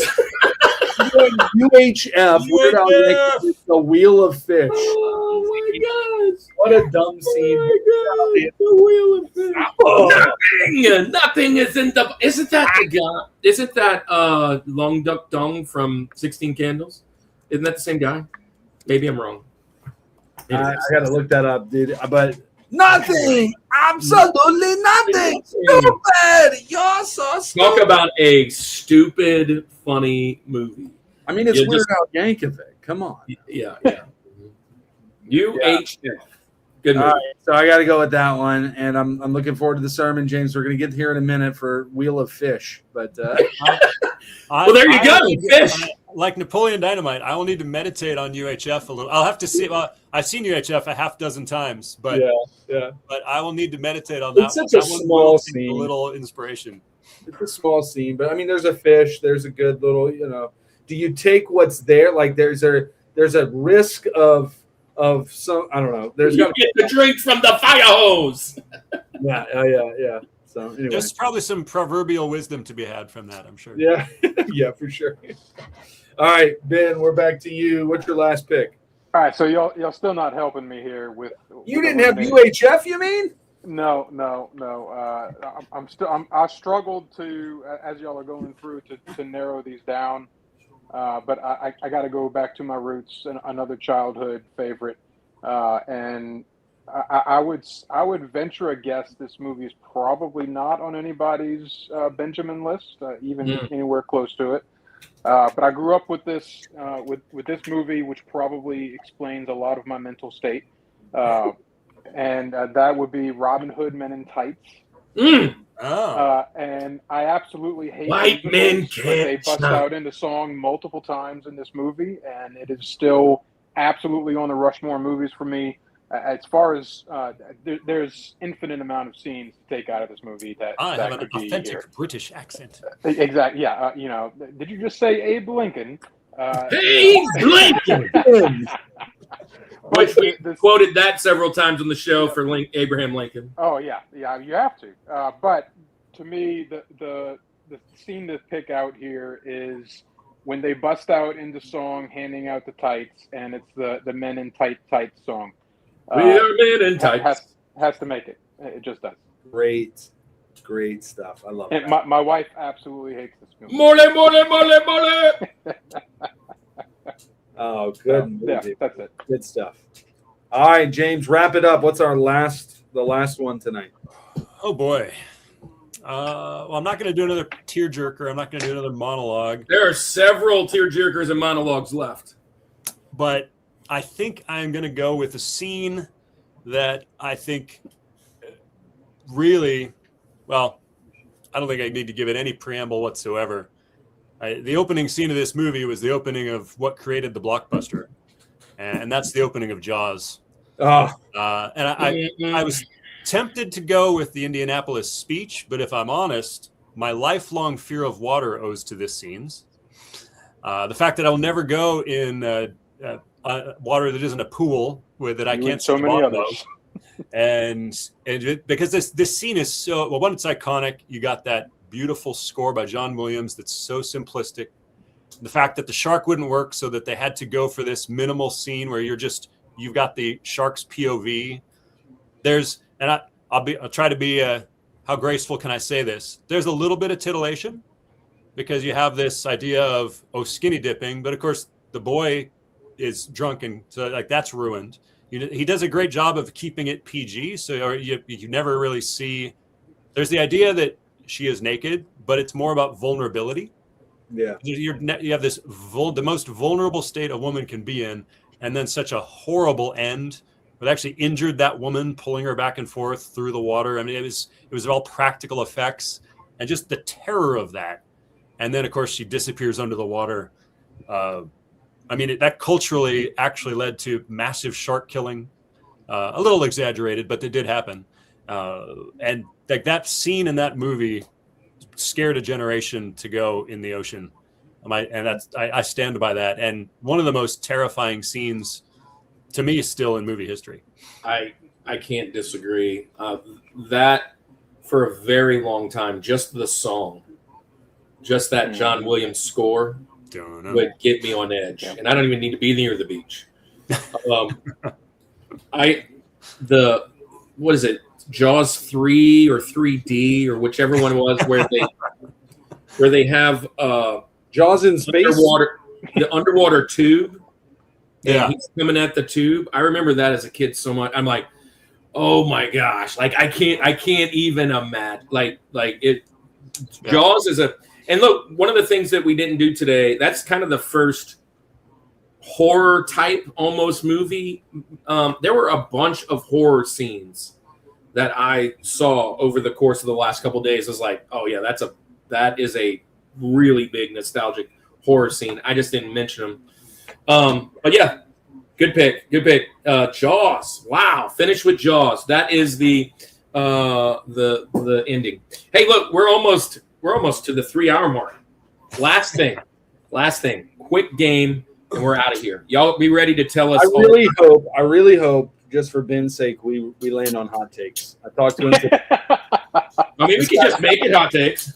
This guy's got some hot takes. I'm sure he's got one or two about movies. So we could hot take. There it goes. Here, coming around. Oh, it almost made it. Who's your George? So this is a lightning round, 10 questions. Just what's the first thing that comes to your mind? Number word association here. Yeah, like word association. Here's the fun fact about Who's Your George. It was the second segment of the Rushmore Show.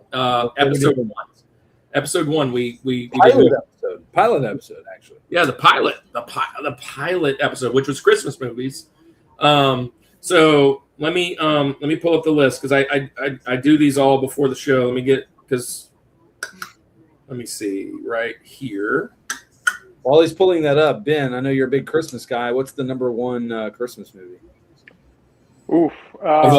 Is it a debate? Is it just an outright?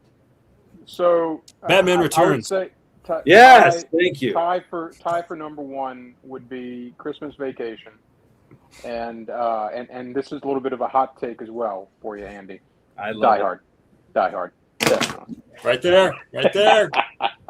And yes, it is absolutely. Which off Nakatomi Plaza was almost one of mine too. So thanks for saying that. Yeah, exactly. All right, here we go. It is a Christmas Number movie one and question. an action movie. Number one question. This is for both of you guys. Andy, you can participate if you'd like.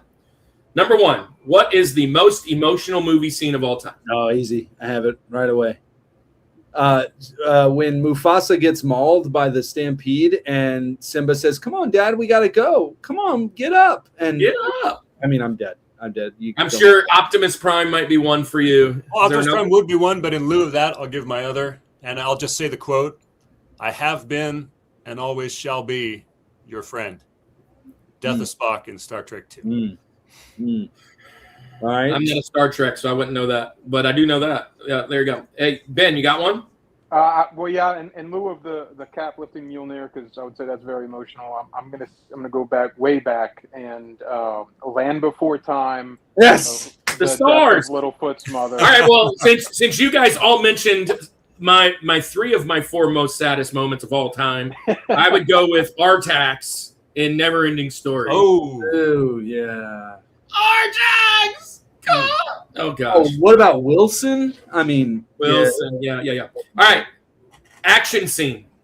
Number 1. Action scene. Andy, you already said Kill Bill. That's a good one. God, it's I hard. already said The Matrix. Matrix has got to be the best one for me. I'll stick with Crazy 88 for mine. You got one? Got one, Ben? Number 1 for me. I don't know that I would say it's number 1, but it's certainly coming to mind. It's going to be Duel of Fates, Episode 1. Phantom Music Menace. alone. Yep. Yeah. So Darth Maul. All right. Wow. I am Drawing a I'm gonna blank. probably go with this is good. It's gonna be a weird one. It's one of the best action scene of all. I'm gonna have to go. I'm just gonna go with Kill Bill. I'm gonna crush it. Oh, you could have Equilibriumed. That was the Equilibrium, fantastic too. But yeah. you Kill know Bill what? was a great scene. The 88 Plot twist. I already said mine. 6 cents. Plot twist. When I think plot twist, Darth Vader is kind of one too, honestly. Yeah, I was going to say Vader, but for me, I'm going Usual Suspects. Oh, I watched that today. Literally, Great while I was movie. putting this together, I watched it today. Great Because movie, it was on like and- every list. I hadn't seen it in a while, and I was like, remind me. And it unfortunately, knowing that he's Kaiser Soze didn't hit his bed. But Right. yeah, Yeah, It's on first time something seeing list. it. I mean, trying to pick a scene from it, I actually thought about it was very difficult. But if you say a plot twist, yeah, that the plot twist part where he figures it out and I would go 6 cents for me. 6 cents. Awesome. You got one? Yes, that Ed Norton and Brad Pitt are the same person. Oh, that was on my list Yeah. too. Fight Club. Yes. Yep. That's Hey, good. best final scene. Final scene. Final. Ending.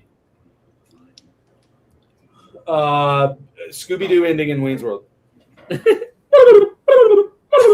No, they do the ultra happy ending. I'm going to go with one. I thought of this earlier when Ben was saying the bad guy wins. This is one of the only movies that I can remember other than that the bad guy wins. And sorry if you haven't seen this, but I'm going with another Tim Robbins movie, Arlington Road. Man, if you haven't seen that movie, go watch that. But you got one? You have one, James? This ending. Well, since it's just association, we've already been to this well. So since 3 Harrison Ford movies are in my top 10, I am going with Opening the Ark. Oh yeah. Ooh. Oh yeah. When your hero doesn't do anything to save the day and God steps in, that's got to be one of the best endings. Quotable scene. Quotable scene. Oh God. Most quotable scene. Oh. Well, I did mine too. For me, it's the Christmas Vacation.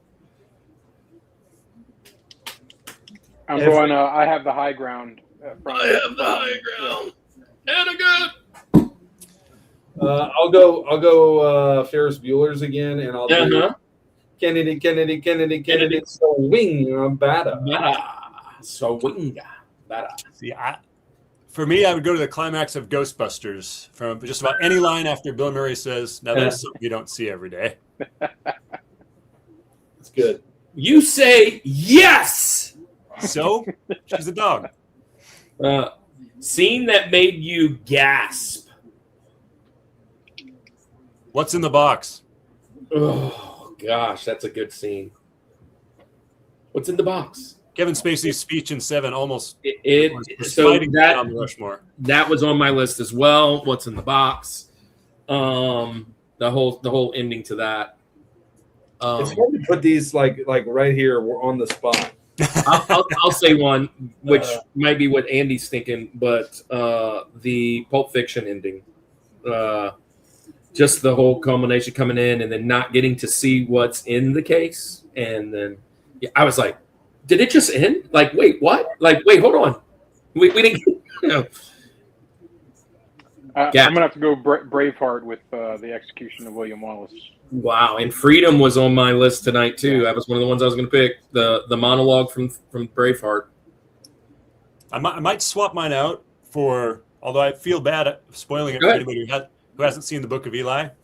Oh, that was on a lot of lists. Great movie.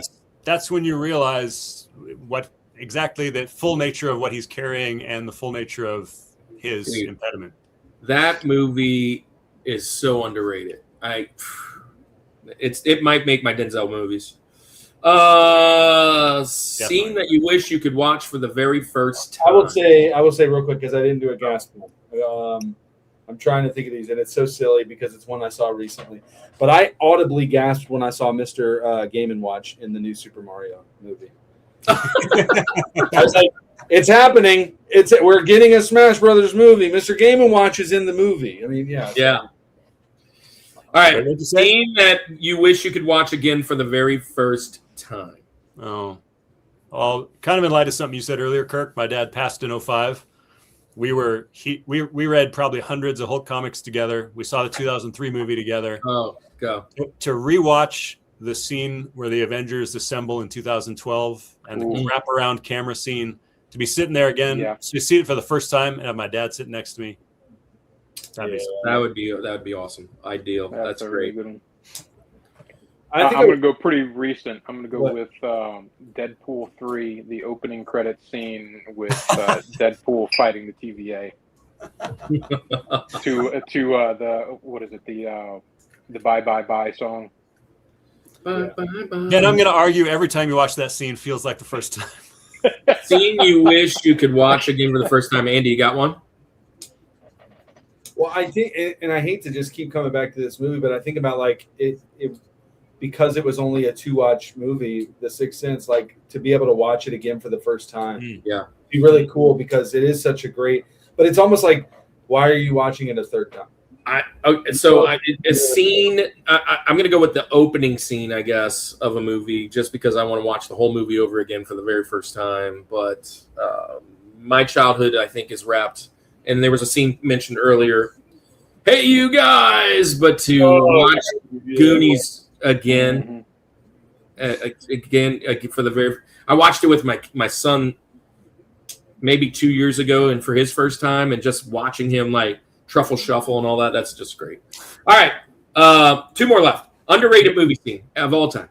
Underrated movie theme scene. Underrated movie scene. They're all movie scenes. Underrated. Oh, gosh. Well, only because it's the only Star Wars one we didn't talk about yet, and it was in my Benjamins, and might as well mention it right now. Darth Vader walking down the hallway in Rogue One. Yep, it was my next pick. Well. That was my very next pick.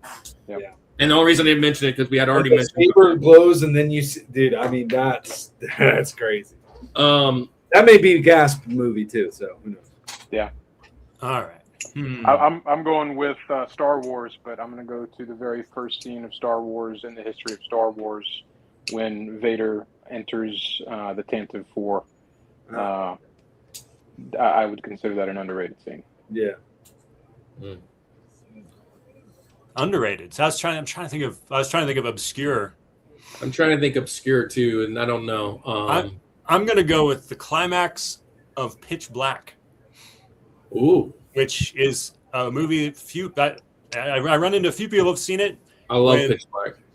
When the Vin Diesel, when Riddick realizes, opener. Yeah. To me, it's almost like a Shawshank moment when the lead character sacrifices herself for Vin Diesel, and he's on his knees and he's like, "Not for me," and because she basically gave him grace by substituting her life for his, which then leads him at the end to say, just tell him Riddick died on this planet. There's almost a born again moment there until you get to the sequel. But beautiful scene moment there of transformed life there. So. All right, yeah, this is another one that was on my list. This is the one I kind of thought of at the last minute. I was like, I just thought of another one. I'm going when Harry Stamper dies heroically in Armageddon. Yeah, I haven't thought about that in a while. And closes the door, dude. Just it's a big moment for me. I don't know. Movie's cheesy, but that moment is just amazing. All right, last one. The movie scene that defines your childhood. I mean, I already gave you my George. I don't know what else to do. Wayne's World defines your childhood? No, maybe not. Can we pick two? Yeah. Go. All Drop right, I'm dropping. The first one is the opening scene to G.I. Joe the movie, 1987. The entire montage. It's it's like a 6-minute intro, and honestly, it's the best part of the movie. That would definitely that led to really, I guess you could trace it all the way back to STCC's formation.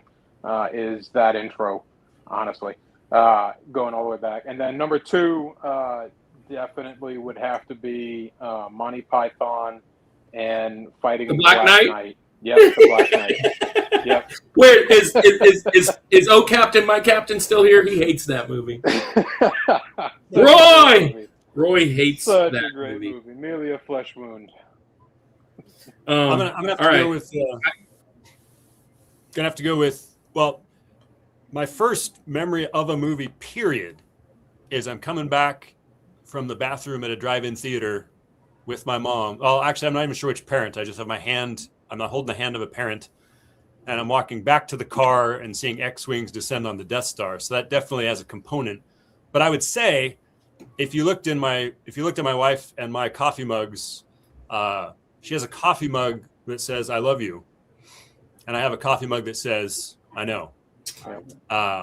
It's probably Han Solo and Leia's his cavalier walk into going into his presumed death in The Empire Strikes Back. John Stout is dropping some bars out here. Freedom. He's agreeing with everything you're saying. Pitch Black's underrated. Now he's saying none shall pass.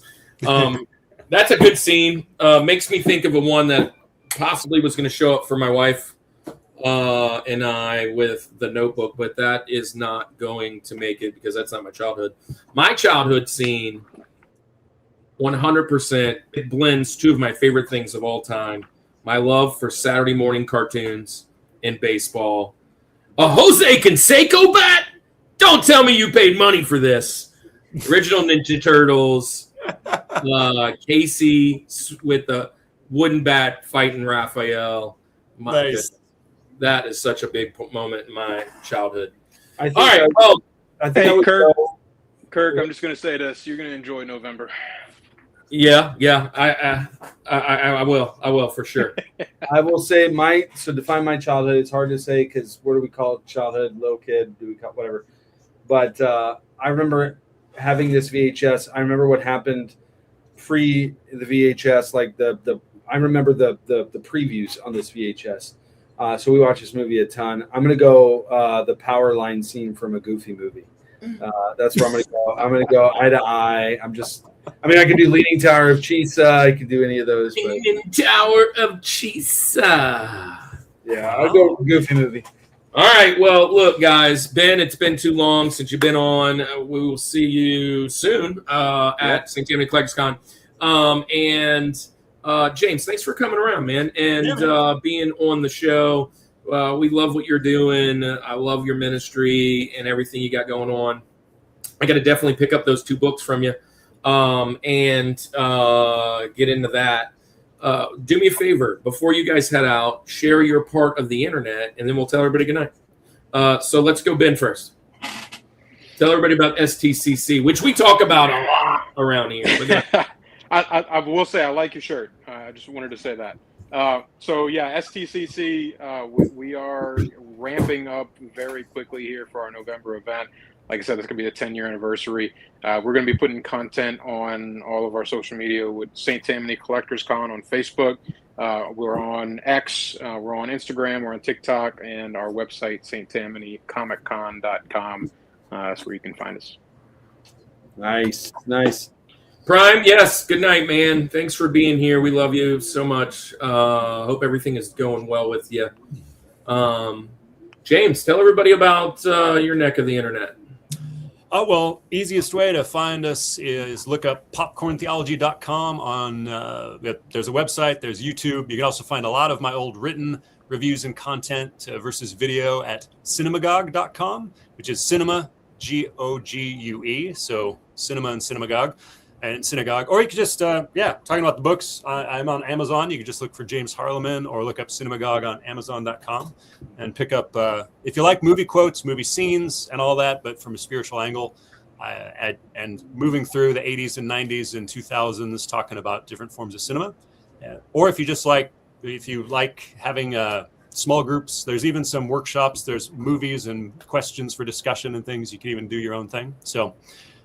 But you can always pop in. There's shorts and lots of episodes. I think we're over 300 and counting for Popcorn Theology. So you can type in and search for the movie maybe that you love most. We don't have UHF on there yet, but I'll talk to the guys about it. Yeah.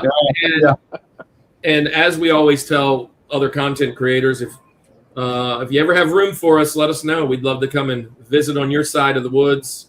And man, I can't wait to hang out this year at St. Tammany Collectors Con, as well as Louisiana RetroCon. Davey was in the chat. Hopefully we get in the Southeast Gaming Exchange, which is coming up. And I actually messaged Austin again not long back. He's announcing all the amazing big guys that have like 100,000 views that are going to be there. Hopefully we get a little sliver of that. And if not, we'll still be there going live as we always do. But we would love to be able to preach over there on Red Dead Redemption. That'd be really cool because that's their theme this year. But yeah, it's time to go. We've passed we're at 311, which is a good band, by the way. Original, man. Yeah. Tell everybody good night. Yeah, man. Well, thank you guys, Ben, James. Thank you for everybody who hung out in the chat tonight. But it's time to say goodnight, like we always do. This is the Rushmore Show, where it's all about your top four. And you guys say "and nothing more." That's what you say. I froze like a deer in You're good. headlights. You're good. That's just the whole point. Nothing more. And nothing more. Peace.